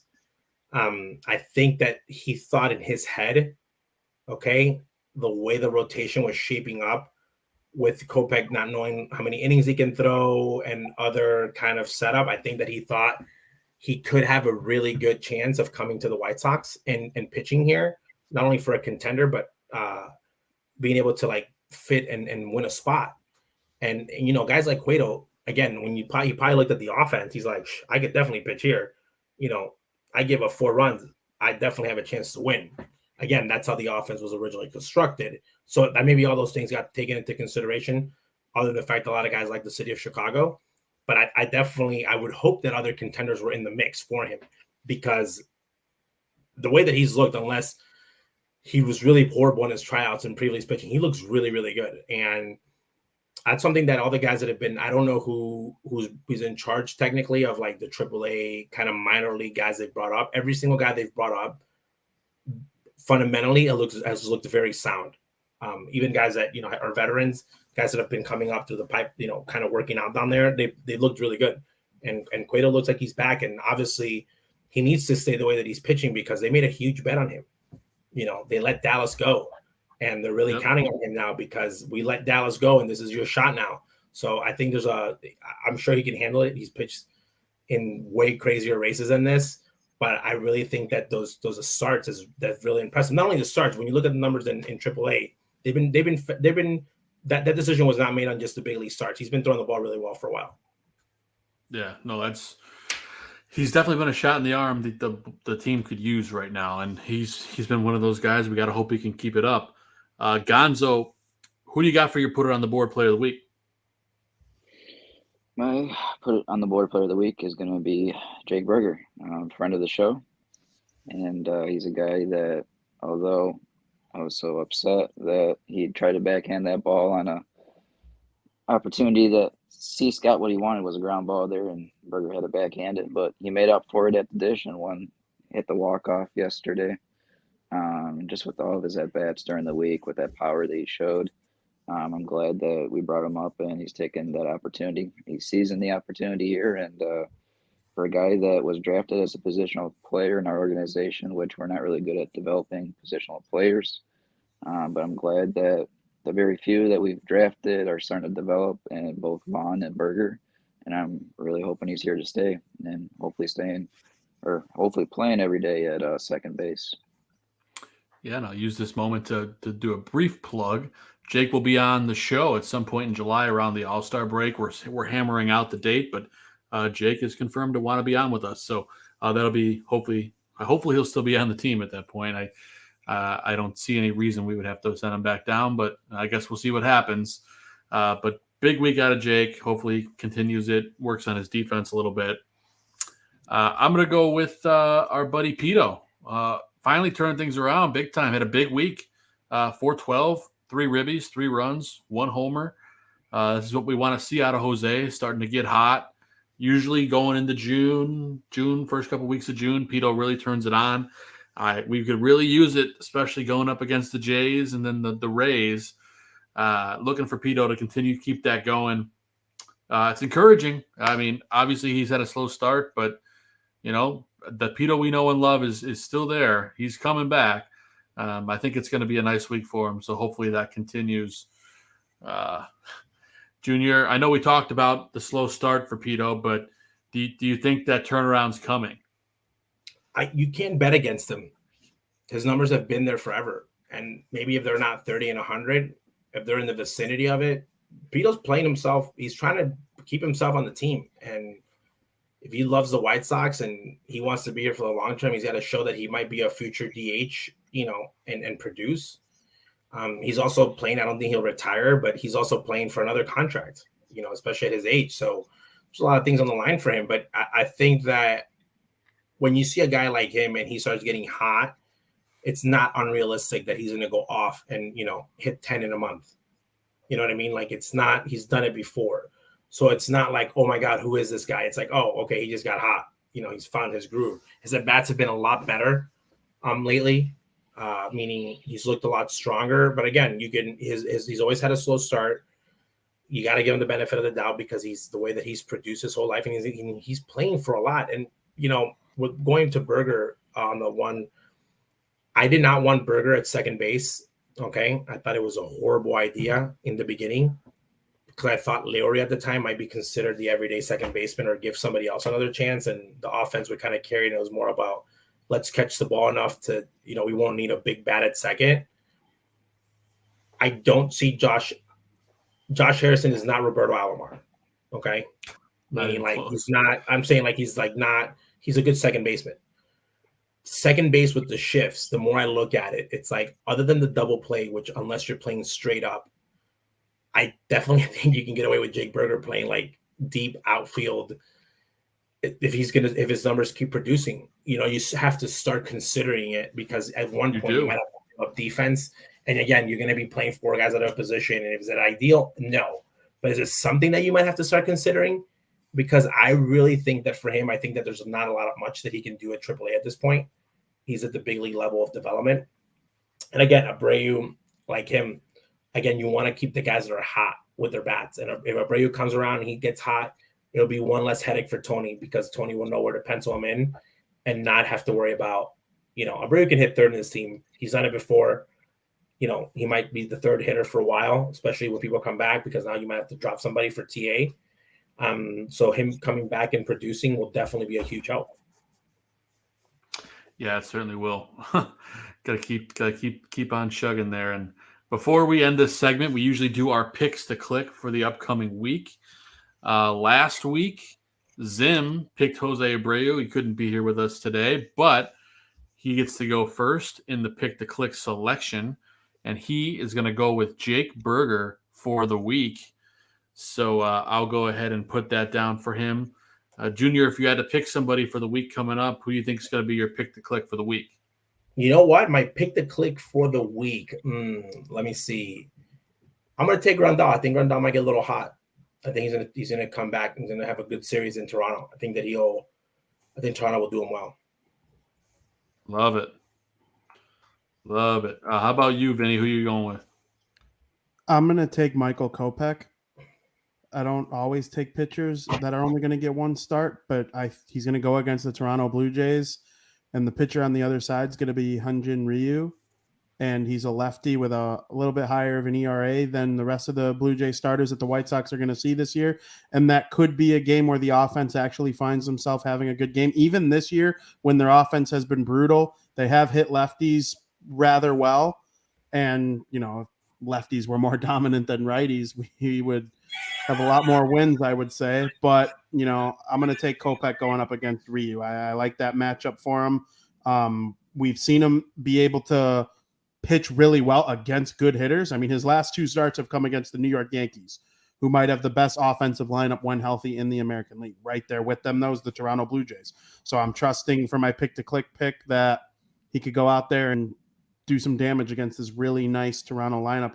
I'm also making this pick just because I kind of hope to see it. I want to see Kopech go out there and have a 3rd straight great start against a really good offense. It's one thing to shut down Kansas City's lineup. It's one thing to shut down Detroit's lineup. He did it against the Yankees twice. There was the one bad inning in the first Yankee game, but for the most part, he had 12 really good innings against the New York Yankees. And I'd like to see it for the Toronto Blue Jay series. So I'm going with Mr. Michael Kopech. Love the pick, Vin. Gonzo, real quick, who you got for your pick to click? Part of me wants to go with Pito, but I'm going to go with the Andrew Von Ray Club and go with the Young Buck this week, going against likely 2 lefties in Ryu and Yarba. So, yep, I'm going with the Von Club. There you go. I love it. I'm going to go with the hot hand. I'm going to go with Jose Abreu. I feel like he's going to keep that rolling. So recap real quick. I'm going with Jose, Gonzo Vaughn. Zim's going with Jake Berger. I spelled Berger wrong. Vinny's going with Michael Kopech. And Junior's going to go with Grandal. So we will see how the rest of the So week goes. the most important thing one of us should have picked Tony. The White Sox need to come back from that road trip at 500. Yes, they do. People are thinking like, oh, we need to come back. Like if they come 500, it would be like, wow, that was great. We're still in the hunt. I think there's no shot he gets fired. I don't know if He won't get fired. No, I'm just saying I don't think he gets fired. I think he either would step down, which I don't know, but I don't think he gets fired. But I'm saying this coming month, especially with Tim Anderson hurt, if you're still able to keep the Twins at a 5-game range and not lose any ground on them, it's actually a victory. And you make up for it when you play them head to head. But you cannot. This could be a very scary road trip with some really good teams that you're going up against. It is. Yeah, sure. And Junior, I know we got to get you out of here, but before you go, one last question for you. We brought this question up last week, and I want to pose it to you. So the question was: is that by the end of June, will the White Sox be in first place? We pointed to the schedule that is, and it's pretty brutal. But piggybacking off that, by the end of July, when they have a lot of division games, will this team be in first place? And I know Tim Anderson's a big part of that question. The Minnesota Twins are 15-6 now against the division, I believe. The White Sox are playing horrible against their division. Okay? In order for you to win the division, you have to play really well against your division. It's going to fall down to one thing, head-to-head versus the Twins, to make up that ground. I think two things need to happen. I think the Twins need to kind of stop playing as well as they're playing, okay, and kind of come down to reality and hit kind of like a stretch where they become normal. And the White Sox need to be able to survive against the really good teams. And then these series that they have in July where you get weaker division teams, they need to take 2 out of 3s and sweep those series. You cannot be going 1-3, versus the Kent Royals or, 1-2 versus the Tigers. That's unacceptable. If that happens, they're not going to win the division. If I kept saying this, if Ozzie was the manager, I would have not lost hope yet with the team. And I can't do that now because there's still a lot of baseball to be played, but they need to be realistic. They need to be able to go out there and produce at a level where you're not only worrying about the division, you need to worry about winning as many games as possible, because the way that the format of the playoffs is this year is that the first 3 teams are in for the division winners. So if you don't get the division, you need to try to get one of those other seeds. That's why the other teams are playing, like, even though they're 8 games out in some situations like the American League East, they're trying to win as many games as possible because they know that's the only way that they're going to be able to get in. I don't think the White Sox fans have realized that yet. They really still think that it's the division or nothing. And it's like, yes, but no. You can still play really good baseball, because if you play really good baseball and you win a bunch of games in a row, you don't have to worry about what the Twins do. Twins can go on and win 99 games, but if you go on and win 93 games, you get in because you're one of the other better records. You got in. And then who cares who you're facing? You're in the playoffs. Anything can happen. What you don't want is to not try to win games because you're only worried about losing or winning when the Twins lose. And you miss it by 1 game behind the Twins because you're both like 83 and 85 and 83. That's what you don't want. So you need to try to win as many games as possible, especially against your division, because at this point, the wins and the losses start adding up, and those wins are starting to count a little bit more in that bigger number. Like I look at the everyone now posts when your team wins 30. It's like a thing now. And everyone in the American League, I feel it's like, we hit 30, like the Yankees did it. And like you start seeing teams do it and you're like, oh my God, like there's this many teams with 30 wins. Like, and you look at the Sox and you're like, oh my God, like you start saying, okay, they need to start speeding up the number of games won. That's what I think. And that's why this series versus the Cubs was so big. Had they been swept by the Cubs, that would have not been good, because there was in no vicinity should the Cubs be anywhere near competition-wise with the White Sox right now, the way that their team is constructed. It's just for sure. Yeah, that's not even a question. So that game where they possibly could have lost and they were going into extra innings, I was like, they cannot lose this game, because you get whipped by Boston, you get whipped by the Yankees, they're in the same run as you. They're at that same level. And it's like, okay, cool. Like you get beat by those teams. You're like, you can't lose those. And those are the ones that hurt you at the end, kind of like those spoilers. But I was glad that they pulled it off, and that's what you gotta go in and focus on and say, play 500 against the really good teams and get the ones that we can get out of them, and then whoop on everybody that is not as good as us. Yeah. Hopefully there's some ground to make up too. Correa is going to hit the COVID list tomorrow, and they've only played 40% of their games with both Buxton and Correa in the lineup at the same time. So the Minnesota Twins are not perfect. They're not perfect. And again, this is a situation when you go back and you look at the realistic of like production and numbers and whatnot, and you have to say, okay, we need to play really good baseball in order to compete here, because again, it's not just about winning the division. It's like how you're going to win it and how many games you're going to win. Again, preparing yourself to get that momentum and going in tough. I feel like the White Sox care more about preseason rankings than they do now. Yeah. Junior, we can't thank you enough for all the time you gave us tonight. Before you get out of here, do you want to talk a little bit about the Guillen's baseball channel or anything you got coming up? Hey, guys, check out, obviously, Ozzie's seniors on the pre- and post-game show. Keep enjoying him. He'll keep bringing it as honest as possible, as always. Always loves the support from the fans. And then everything that we talk about baseball-wise in Spanish and in English now lives in a YouTube channel called Guillen's Baseball. We have daily hits. We pick parlays. We talk current event stuff from a baseball standpoint. We break down the White Sox. Just talk baseball in general, and that's where we have our stuff living. So Guillen's Baseball. I always tell people this: if you're gonna go there, don't take it personal. We're being objective. It's always baseball, never personal. So if you're gonna come there and get your feelings hurt, I'm like, don't turn on the channel. If you want to hear true, honest baseball talk and talk being constructive and delivery on execution and things that are happening, and talk about like when they win the right way, when they lose the right way, and losing the wrong way, that's a spot to be at. So Guillen's Baseball, check it out. I love it. Awesome. Make sure you let Vinnie Parise or any of the South Burb Hitmen be the one to break when Ozzie Guillen Sr. finally gets that job as a Major League Baseball. Oh, I will, for sure. You know what? We were talking about this. It's so funny because there's so Ozzie, and I'll take 5 minutes more. When Ozzie came into the White Sox, okay, most people don't put 2 and 2 together. We owe a lot to Jerry Manuel, okay, because Jerry Manuel developed a lot of really good players. Like when the White Sox, when Ozzie took over, Mark Burley was on his way to being the guy that he was. John Garland was, they had done a really good job, and for some reason they couldn't take the step. But there's a lot of core players that, when Ozzie came over, they were really, really solid baseball players that just needed like that other step. And Ozzie came in, I don't know why, with zero expectations. Okay. They never were like, you need to win the World Series or you need to win the division, like nothing. Ozzie got the job and it was like, okay, cool. Like, yeah, you're the manager, you used to play here, and good luck. 04, Ozzie thought he could have won it. Guys get hurt. 05, no pressure whatsoever. Like, I don't even do like ranked like 4th. They go on and win. 06, people are like, okay, the World Series was cute, but they're not really good. They go on and win like 90-something games. Ozzie didn't really start getting like crazy pressure till like after 2007. Like people were like, we want the World Series now, and it got kind of crazy.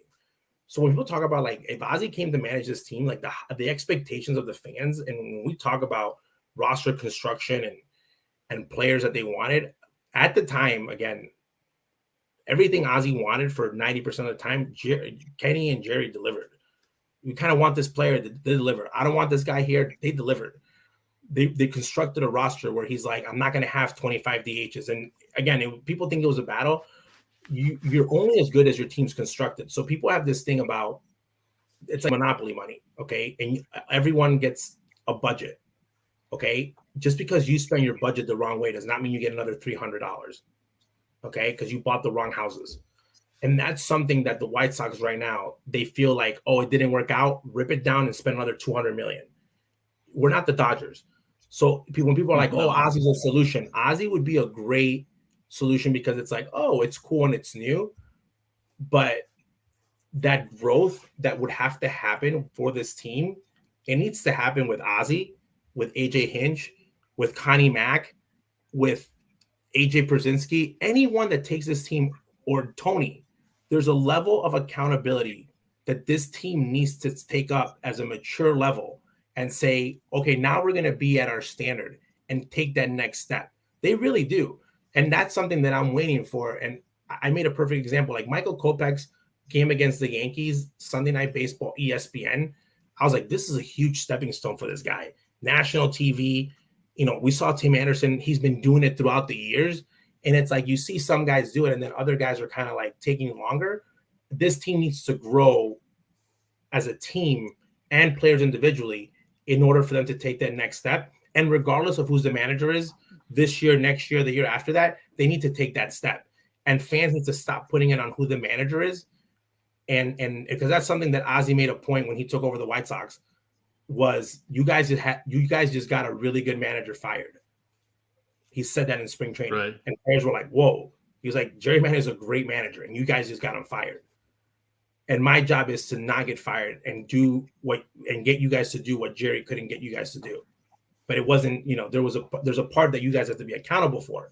And Ozzie was very straight. And I think that it was like maybe the players were more refreshed, but I think that the players need to look themselves in the eye and say, are we this good? When we're driving down 55 and we look at the change the game and we look at the slogans and we look at the really cool uniforms and the city connects, like, are we this team? Like, do we represent what we're saying? Or are we just a team that is a highlight team? And those parts of the season, like the sweep versus the Yankees and the TA drama and the home run, I was like, oh my God, this next series, Boston doesn't even want to see these guys. And it was flat again. So like, you need to be able to build consistency. And the players need to look themselves in the mirror and say, hey guys, I am leading you guys, but you guys need to take a sense of responsibility and in winning the right way and winning it. If not, I don't care who they bring. I don't care who Jerry brings. They're never going to take the next step. They need to look at themselves and say, we need to take it to the next step. Ozzie Guillen Jr., everybody, always brings the truth on the show. Go subscribe to Guillen Baseball on YouTube. Check out the channel. Ozzie, thank you for giving us so much of your time tonight. Talk to you guys soon. We'll see you next time. Yep. Take care. Thank you. Bye. All right. Bye. Ozzie Guillen Jr. always brings the fire, boys. Yeah, absolutely. He's a pleasure to have on. So thank you very much, Ozzie Jr. That was a lot of fun. It always is, man. He always brings the fire. And for the first time ever, he was here for, I don't want to say, I don't know how the first time, but he always gives us an hour and a half at least. I mean, Ozzie is just so generous with his time. We appreciate it more than he'll ever know. But now we get to talk about the week coming up, specifically matchup related. And Gonzo, this is a segment you usually head up. I can't remember what it's called, though. It is called White Sox Weekly.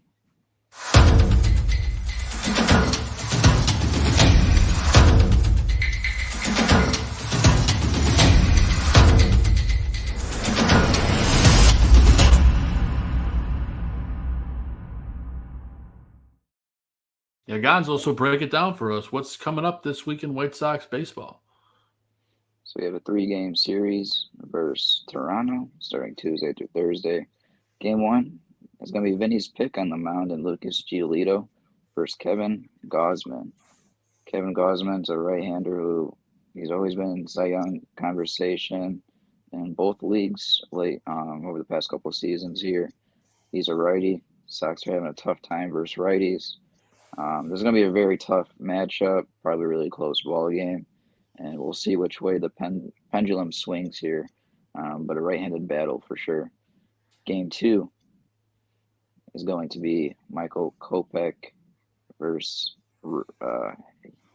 Hyun-Jun Ryu. I'm terrible with names. You can just say Ryu. Yeah. It's Hyun-Jun Ryu. Thank you, Vinny. I appreciate you. Kopech, our fireballer, another AL East division contender here in the Blue Jays, and Kopech's going to go face them in Game 2. Ryu, a lefty. I mean, he's been over the past couple seasons, pretty strong pitcher. For whatever reason, he's struggling this season. But hopefully, as a lefty, the southpaw that he is, hopefully maybe this is a game that we spark against because we couldn't do it versus Rich Hill for most of the game. So hopefully the guys jump on him early. That's what we need in this ball game. And hopefully we come up on top here. Game 3 of the matchup in the series finale is going to be Alek Manoah, who is their prominent arm, their young arm that they have. Excellent pitcher as a righty versus Johnny Cueto. And Cueto had a really strong performance versus the Yankees. Very interested to see how he's going to do versus a Toronto team that is still in a great ball club. And they're my, I think I said it last week, but they're my pick for that division.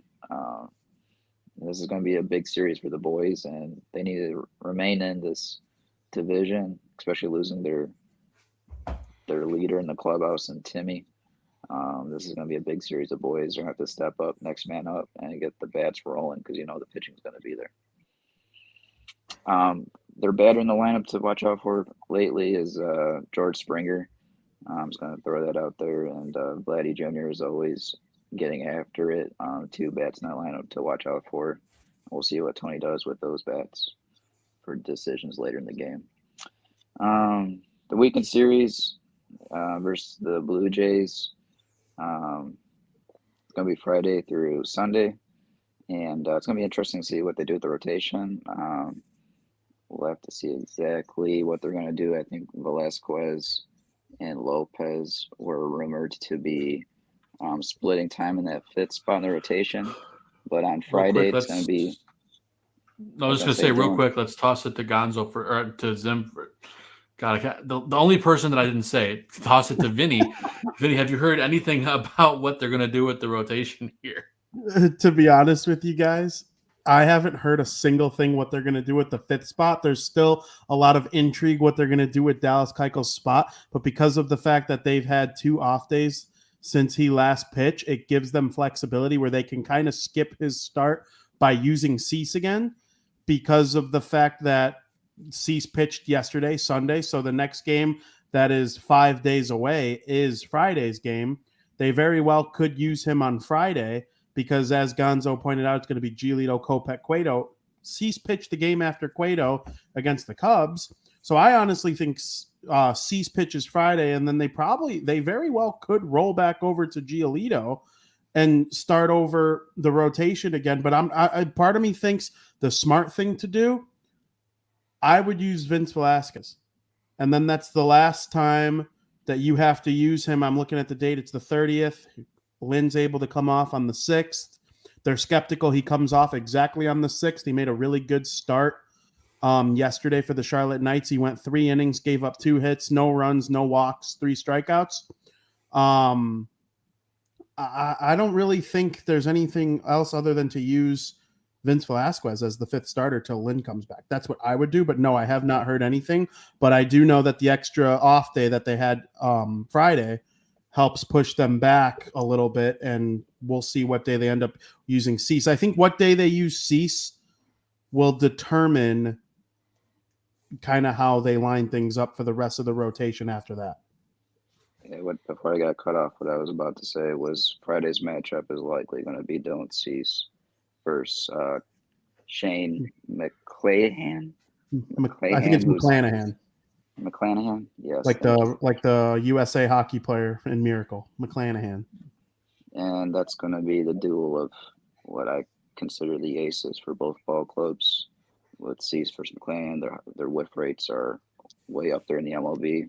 They're right next to each other. If I remember right, that's going to be. Sorry for cutting you off. It's all good. Game 2 on Saturday is what I'm considering to be the 5th spot of the rotation, where they're just going to be splitting the innings, splitting the game with probably Vince starting and Lopez coming in, or depending on however that game goes about. We'll have to see what that's going to be like. But Rasmussen is probably going to go on their side of it.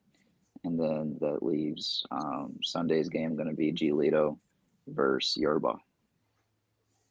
Love it. And then Margot is their prominent bat in the lineup lately. Yeah, it's a big week for this team, guys. We haven't performed great against good teams this year. I think it's time, they it's the next man up. We're not going to have Timmy. I think it's pretty obvious we're not going to have Timmy for the immediate future. Hopefully not a long absence. We'll probably find out more this week. But taking it to the Jays and taking it to the Rays, is a good way to kind of get things moving. So I think realistically, I think if we come back, 500, I think that's a win. But I don't know if that's going to happen this weekend. But I'll be optimistic. I'll say, you know what, let's go take 4 games. I'd be happy if we took 4 games. But I have no reason not to enjoy or like the White Sox pitching more than the Jays or the Rays, though. It's the offense. Yeah, no, I love the pitching. The offense scares the living hell out of me right now. Cease and Giolito, they're each going to get 2 starts. Whether we can argue about who the ace, I think they have 4 aces, but Giolito and Cease are at the top of the playoff rotation if they were to make the playoffs when they started today. So those are the 2 guys you want going twice this week. Hopefully they're able to. Like I said, we'll see what happens with Dallas Keuchel's old spot, the fact that the extra off day can help them. But I don't know. I'm always go into a week optimistic, and then the offense pisses me off, and then I want to throw stuff. But if there's a week to really prove your worth in the American League, it's this week, baby. Because you don't have any cupcakes. You have teams that aren't the Yankees or the Dodgers, because the Dodgers are in town next week. So it's not like things lighten up after that. True. I think if you're not able to at least go 500 against the Jays and the Rays collectively, you probably are what you look like then, Yeah. When teams show you what they are, believe them. It's a big conversation. We'll see how it goes. I'm excited to play some good teams. So it's a good way to start the week. I do have a guaranteed take for us to briefly dive into. That's our hot topic conversation in this week's guaranteed take.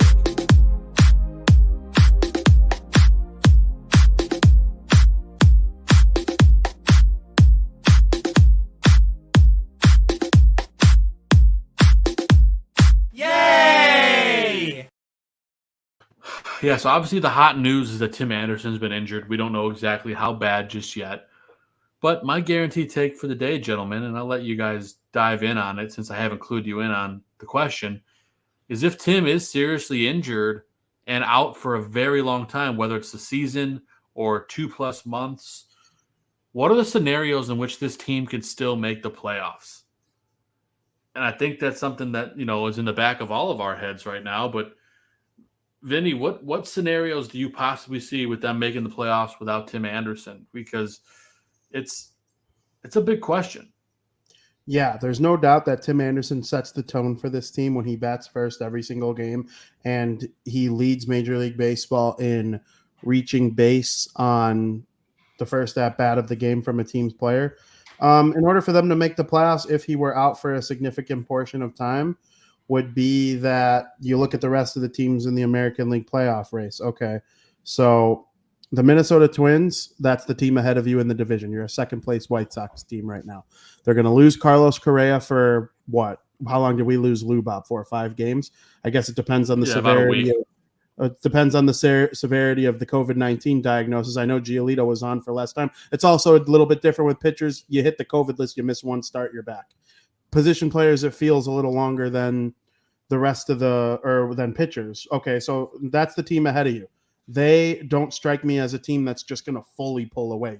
If they go through a 5 or 6 game losing streak, or if they go 5-5 over 10, I'm going to be 0% surprised. They're not like world beaters. I don't think they're, one of the elite rosters in the American League. I actually would take the White Sox roster long-term over the Twins roster, but they've gotten off to a better start and they're hitting a little bit more.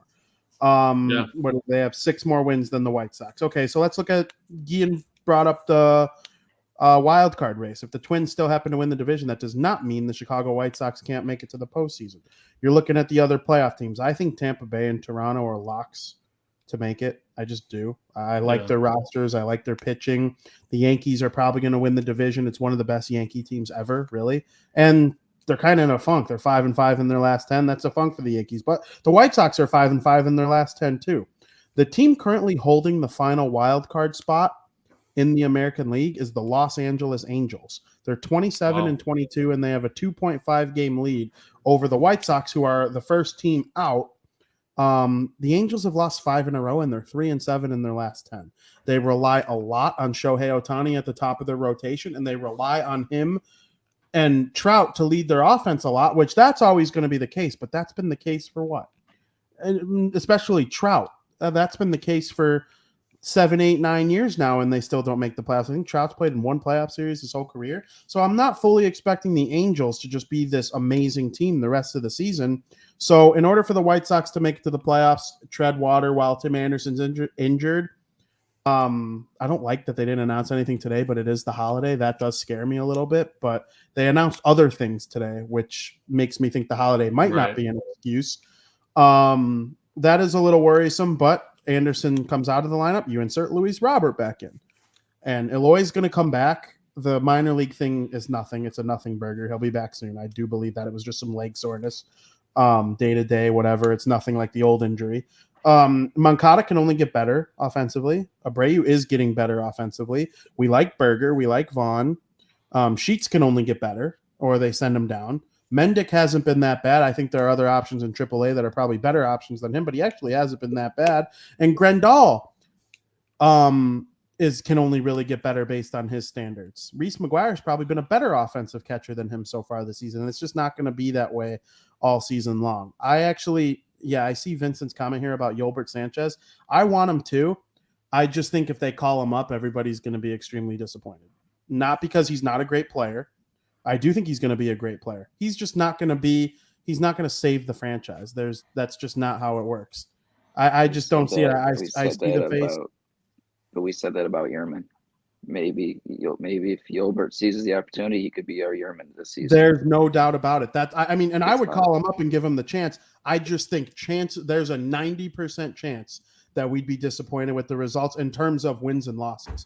If he came up and hit 250 and played pretty good second base, a home run here and there, that's not going to save the White Sox offense entirely. It could help. And I'm not against it at all. I'd rather see him than Danny Mendick or anybody else that's not part of the future.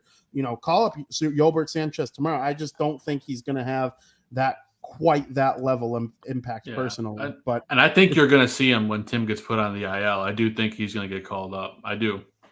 I hope. I don't just remember though. Yerman went off when the Royals were ahead in the division last year.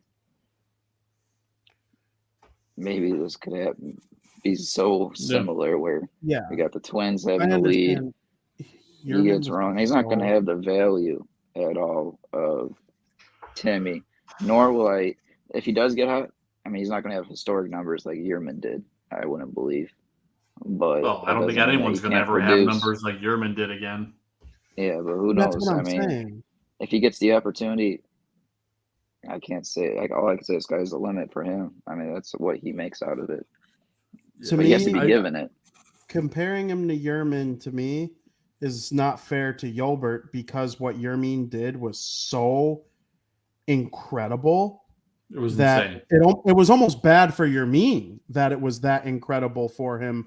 It almost hurt. Like if he came up and instead of hitting 450 through the second week of May, if he would have hit 280 and didn't have the 9 at-bat streak to start his career batting 1,000, like part of me thinks, okay, he might have a little bit more realistic expectation of what to expect from Major League Baseball. And it was almost like it was too easy for him at first. I think Yolbert's ceiling is incredibly higher than Yermin Mercedes, obviously. But I think of what Morel has done for the Cubs. He's come in and been really, really solid since joining their lineup. He's leading off for them in most games. Today's a doubleheader situation after a 12-inning game. It's a little bit different today for the Cubs. But, what if they called up Yolbert Sanchez tomorrow and he had the exact same numbers as Morel for the Cubs, we would all love it. It'd be great. Sure. But would the White Sox be significantly better wins and losses wise? Probably not. But also, though, they might. That's the thing. All I'm saying in regards to Yolbert is when I say I think White Sox fans are going to be disappointed, I don't mean at the production of Yolbert Sanchez. I'm saying if they call him up, don't expect them to rattle off 8 straight. It's going to take time. And I truly wish there was some lineup cohesiveness, personally. I believe it could, though, with our pitching. Because all you need is the slightest run differential to give them a lead. And an inch in baseball is huge. Yeah. You know, the Astros really only had an inch of an advantage with their cheating in 2017, and they won the World Series. That's how big, you know, the slightest difference in baseball can be. So that's actually a very good point. If Yolbert Sanchez, if let's say what would he bat if he came into the White Sox right now, 8th or 9th, realistically? Yeah, that probably. Could really, now that's a guy that I like having to turn over the lineup to the top. If he's getting less at bats than Vaughn and Abreu and Moncada, I could probably live with that. Because my only thing, the only reason why I argued Vaughn at the order, because he was one of the hottest bats that could produce and move runners, you know, convert the runners in scoring position. Whereas, like you're saying, Vinny, if you do have Yolbert down the lineup, you don't even have to touch Vaughn, keep him up in the lineup where he's getting his at-bats and production, and it just makes the lineup deeper if Yolbert is producing, of course. But yeah. And I like that more than anything with Mendick or Josh Harrison or anything. No doubt. And I like having good hitters at the bottom of the lineup too. I do. For me with Vaughn, it was just like their offense is so disgusting right now that let's at least try and max out the top of the lineup and get the most out of those guys. They do statistically get, over the course of a season, of course, 50, 60 more at-bats a season by being in the top half of the lineup. So, you know, but if you call up a guy like Yolbert, who we don't know much about at the MLB level, it's a great topic. I hope they do it, Joe. I hope you're right. So far this season, the White Sox have only done one thing to show me that they're serious about competing this year, and that's releasing Dallas Keuchel. Until they do something else to follow suit on that, as of right now, they kind of come off as an unserious contender. Yeah, you got to start somewhere. I mean, they're getting your trust back with the DFA of Keuchel, and you know, I feel like if they want to be competitive with Timmy out, you call up Sanchez. So I hope that happens tomorrow or this week. With that said, you know, I do think this team can still make the playoffs without Tim. It's not as easy as a road, but it's definitely a possibility. I don't want us to linger too long in this segment because, you know, we've already gone 2 hours. Again, Ozzie Guillen Jr. gave us a great interview, great conversation.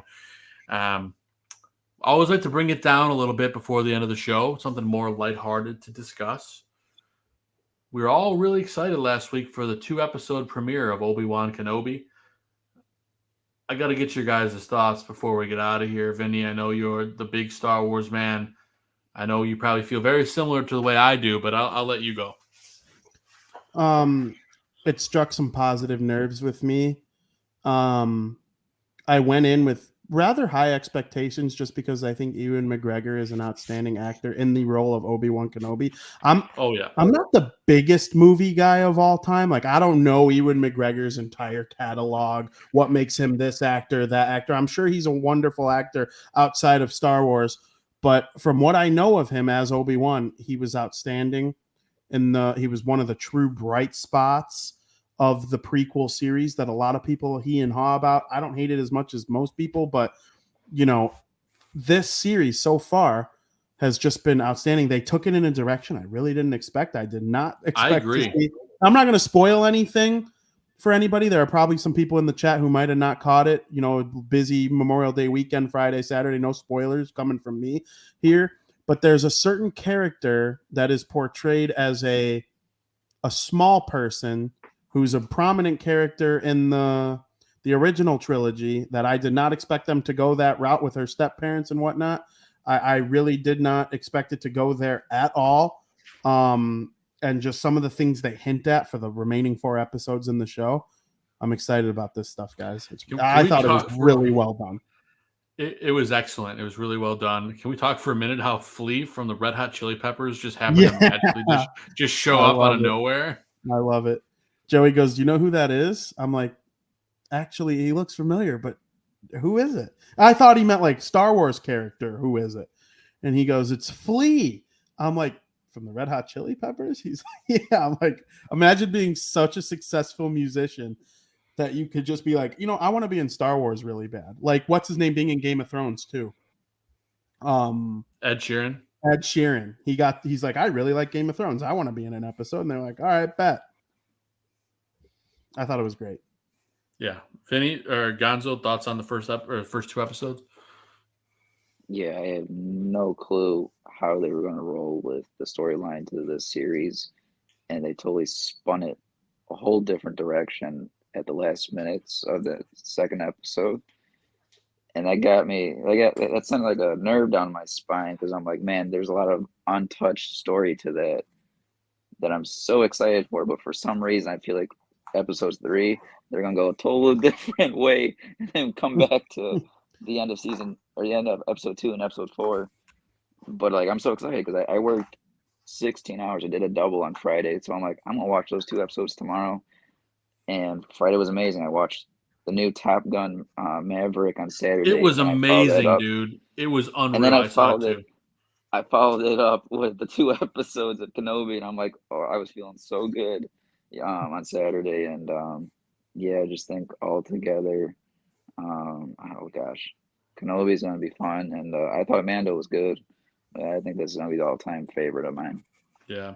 I can't wait to see more Darth Vader. That's the stuff that I'm looking forward to, especially in this series. And without entering spoiler territory, Jesus. What? You just had to say the biggest one.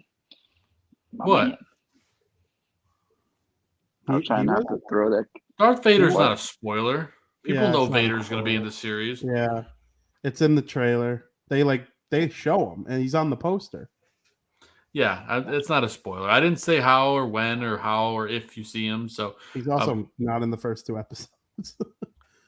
well, I'll spoil that. Yeah, I guess. But getting back to being non-spoilery, I am intrigued to find out the backstory of a certain character that's obsessed with Kenobi. I think you see it in the first scene of the show. I have a feeling she's one of those characters. But again, we're going to find out more. Camille Nanjiani's character I thought was really, really good. Very seedy, and that's all. I don't want to go too far into it. I'm going to spoil it for somebody, and I don't want to do that. But, man, I will say if you're Ewan not McGregor. jinxing the White Sox, you're spoiling Star Wars stuff. At the I end didn't of spoil every show. anything. I'm just kidding. I didn't No, you didn't. You didn't. But I will say it's been really well done. The effects are great. Uncle Owen, it's great to see him again. Just Lucasfilm is outdoing themselves. Star Wars Celebration was this weekend. They announced a bunch of new stuff. Ahsoka is coming probably next year, the series. They announced Tales of the Jedi, which is going to be an animated series. Each episode focusing on a specific Jedi. There's going to be a Count Dooku episode. There's going to be Liam Neeson's going to return as Qui-Gon Jinn. And, of course, you're going to get 3 episodes about Ahsoka. So lots of great stuff coming. A second season of Star Wars Visions, if you haven't seen it. Go ahead, Gonzo. I was going to say, can I just say I'm kind of frustrated that it has to be animated. Like, I just would rather have that Jedi Stories line not be animated. Say that again? That might. So I was kind of hoping that storyline with the Jedis is not going to be animated. Maybe that's just me. I don't like animation too much, but the reason it's animated is because it's focusing on characters that are too old to play their roles, or in the case of Dooku, the character that the actor is no longer with us. So, animation is also cheaper than live action, so I get it. I'm still looking forward to it. There's a lot of really good animation out there. Star Wars Rebels, Clone Wars. Lots of good stuff to check out. But I'm excited for everything Star Wars. Kenobi breathed through my soul. And I want to point out, guys, the first episodes came out on Friday. But every week moving forward, new episodes will be out on Wednesday mornings. So keep that in mind. You don't have to wait until Fridays anymore. So Really? Yep, the new Disney Plus release schedule is always on Wednesdays. The reason it came out on Friday is because that's when Star Wars Celebration was. But moving forward, not just Obi-Wan, but all Disney Plus series will release on Wednesdays. This is because more people watch shows during the week than over the busy weekend. Damn. I did not know. So you don't have to wait that much longer for the 3rd episode of Kenobi. It'll be out in less than 24 hours. 2 a.m. Central is usually when it's available. So watch it whenever you want to beat those spoilers, because I don't want to get it spoiled for me. No. But yeah, we did some Star Wars talk. Just had to dabble in it before we get out of here. Yeah. But great night of White Sox talk. Ozzie Guillen Jr., we thank him from the bottom of our hearts for giving us so much time and great conversation. We've gotten to the point where we get to do some shout-outs. Actually, before we do that, I want to talk about the week that is at the Ballroom. We had Gabriel talking football this morning. You have the AA team on before us. You've got Dan and Aldo bare their souls this week. Of course, you've got Bar Down Blackhawks, Cross Down Crosstalk, and then Dan and Aldo bare their souls. The network's just got so much great stuff. Vinny, you want to briefly touch on what you got coming up on Crosstown and Bar Down this week? Yeah, the New York asshole Rangers just won Game 7. It's really annoying. I'm mad about it. That is the equivalent of the Cubs making it to the NLCS for me. I'm being just frank with you guys. Like, I despise the New York Rangers, and they're going to the conference finals. They're going to play the Tampa Bay Lightning. The Lightning will be heavily favored. They've won the last 2 Stanley Cups. They just swept the President's Trophy winners to get to this point. But whenever a team makes it to the conference finals, they have a chance to make it to the Stanley Cup final, and that's not good news. So, and then in the West, though, the hockey gods are smiling on us all. The Colorado Avalanche are playing the Edmonton Oilers, and 3 of the top 5 players in the NHL are playing in that series. Connor McDavid, Leon Draisaitl, and Nathan McKinnon are, I would rank them 1, 3, and 4 in the NHL. Austin Matthews is number 2. But, 3 of the 4 best players in the league. And then you got awesome depth play. I mean, their depth on both of these teams: Ryan Nugent-Hopkins, Jesse Puljujarvi, Evander Kane for Edmonton, Gabriel Landeskog, Mikko Rantanen, Cale Makar. I mean, these teams are stacked, and I'm very excited. That's a series where, like, if you're just a sports fan, you tune in because of how talented each roster is. And then Lightning Rangers, that's been the Eastern Conference Finals before, and it's always an intense rivalry. So I highly recommend people checking that out, and we'll be breaking it all down on Bar Down Talking Hockey on Wednesday. John Buccigross hopped in my DMs a couple days ago because he liked one of my tweets, and he was thankful that I said he should be the next Devils announcer, and he's probably going to come on at some point soon. And of course, I love Buccigross, man. I do. Yeah, I love he's him. amazing. And so he'll be on our network soon. That within the next couple weeks, I can't confirm that and kind of hint at it publicly. I'm not going to say it on Wednesday show because the audiences are a little different. So that's a South Burbs Hitmen exclusive, is knowing that Bucci will be on our show at some point in the next couple weeks. I would like to do it before the Stanley Cup final, but we'll see. And then Crosstown Crosstalk, I don't have a confirmed guest for sure, but there are a couple cool people in the mix for it. So I'm excited for that show as well, where we break down the MLB as a whole. Excited about the shows, guys. Love it. And speaking of guests, we're going to talk about next week's guest on South Burbs Hitmen. JJ Stankovitz will be joining us on the program. You know him for covering the Bears all those years. Now he covers the Indianapolis Colts, and he's a diehard White Sox fan. So he will be on the show with us next week. It's going to be a lot of fun, so tune in for that. But let's get the shout-outs, boys. Why not? Gonzo, why don't you lead things off for us? Yeah, first and foremost, I always have to shout out my girlfriend, Soraya, my main supporter in my life. But one thing I really do want to focus on your guys is I know last week I talked about the incident that happened in Buffalo. Unfortunately, after last week's show, we had the incident in Texas in Uvalde. I don't really want to skepticize too much about the details of that until that's been fully investigated. But just a real, all of our condolences go out to the community, and every other community that's being affected around the country from similar incidents. But also, this does hit deep to me because the person that took out that shooter is a guy that is in my career. A coworker of mine. So a big shout out to U.S. Border Patrol and their special sector of special operators. This guy was he's always on call, and he got the call to show up and respond, and he did so, and stopped the incident that could have been further worse than what it was. So shout out to U.S. Border Patrol. We don't get a lot of shout outs in my line of work, and when incidents like this happen, and the guy steps up, not only for the community but our society as a whole, I have to give a shout out where it's needed, and that for one is deep to my heart. So that will wrap it up for my shout outs. Thank you, Gonzo. And yeah, we echo the sentiment, and I think we can all agree that there's just a mental health problem in this country, amongst other things. But we don't need to get political on this show. But we do know that this can't happen, and it needs to stop. So something needs to change. Going back to shout-outs, let's toss it over the fence to Vinny. Vinny, what do you got for us, bud? Yeah, well, of course, I'm going to give my little thing as well. I did say it on Bar Down already. I did give a nice little thought on the whole thing, so you could go check out last week's episode of Bar Down, where I kind of give like my full, thing on what happened in Texas. But, just on this show, I will just say I'm shouting out the families and friends of those who were affected. I'm truly sorry that this happened.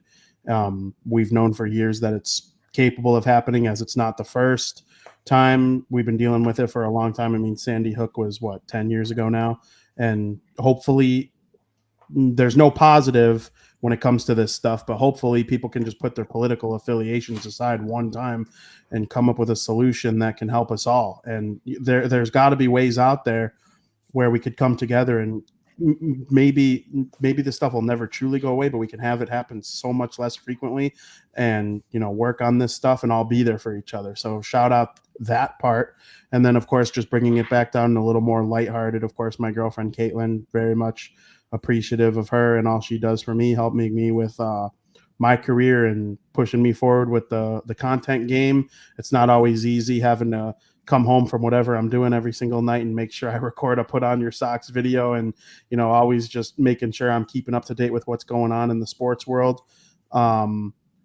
It's obviously all possible because she is in my corner and there for me. It's also all very possible because of those that serve in the military, no matter what branch it is, and protecting this country, protecting our rights, and doing the right thing no matter what. For the most part, the military, all branches, I salute you on this Memorial Day, and we're all very thankful for your service. Amen to that, Vinny. Amen to that. And to start my shout outs off, I was going to say I want to give a huge shout out to the men and women of the U.S. military, both past, present, and future. Your sacrifice is not forgotten, and we appreciate it more than you'll ever know. Bringing it back full circle to today's show, huge shout out to Ozzie Guillen Jr. for giving us so much of his time. Absolutely dynamite guest. I want to shout out you guys, as always, for being here and doing the show with me every week. It means the world to me.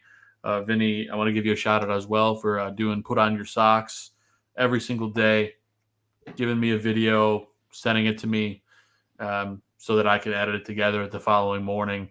We've done it for every game this season. Now, I haven't recorded a video every day, but you have.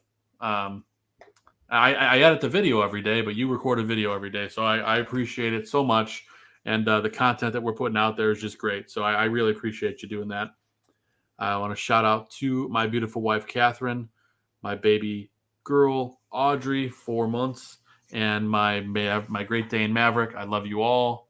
I'll come see you guys here in a little bit.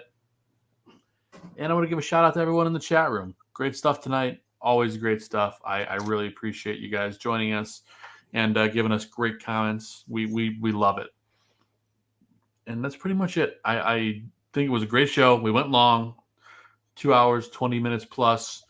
But you know what? Having Ozzie on the show, he can talk, we can talk. It's a recipe for good conversation. So I'm looking forward to looking back, checking out the show. Oh, I want to shout out to Zim. Zim couldn't be here tonight, but we're always thinking of you, bud. And that's all I got, gentlemen. So we got a big weekend, or not big weekend, big week. It feels like a weekend, but it's actually the start of the week. Big week coming up against the Jays and the Rays. Going to be a big one. Let's go get some wins. Check out Put On Your Socks every day on our Twitter, Facebook, or Instagram. The video's out every morning, somewhere between 9 and 11, depending on when the game is. But it's always there. We appreciate you checking it out. Let's win these games, gentlemen. Let's have a good week. So let's go. Let's win. I can't get my thoughts together. Let's just end the show. I'm going to roll the credits. Let's get out of here. I'm getting to the point now where I got to have a cup of coffee. So anyway, gentlemen, great show tonight. Love you, brothers. Let's go White Sox. See you next week with guest JJ Stankovitz. See you next time.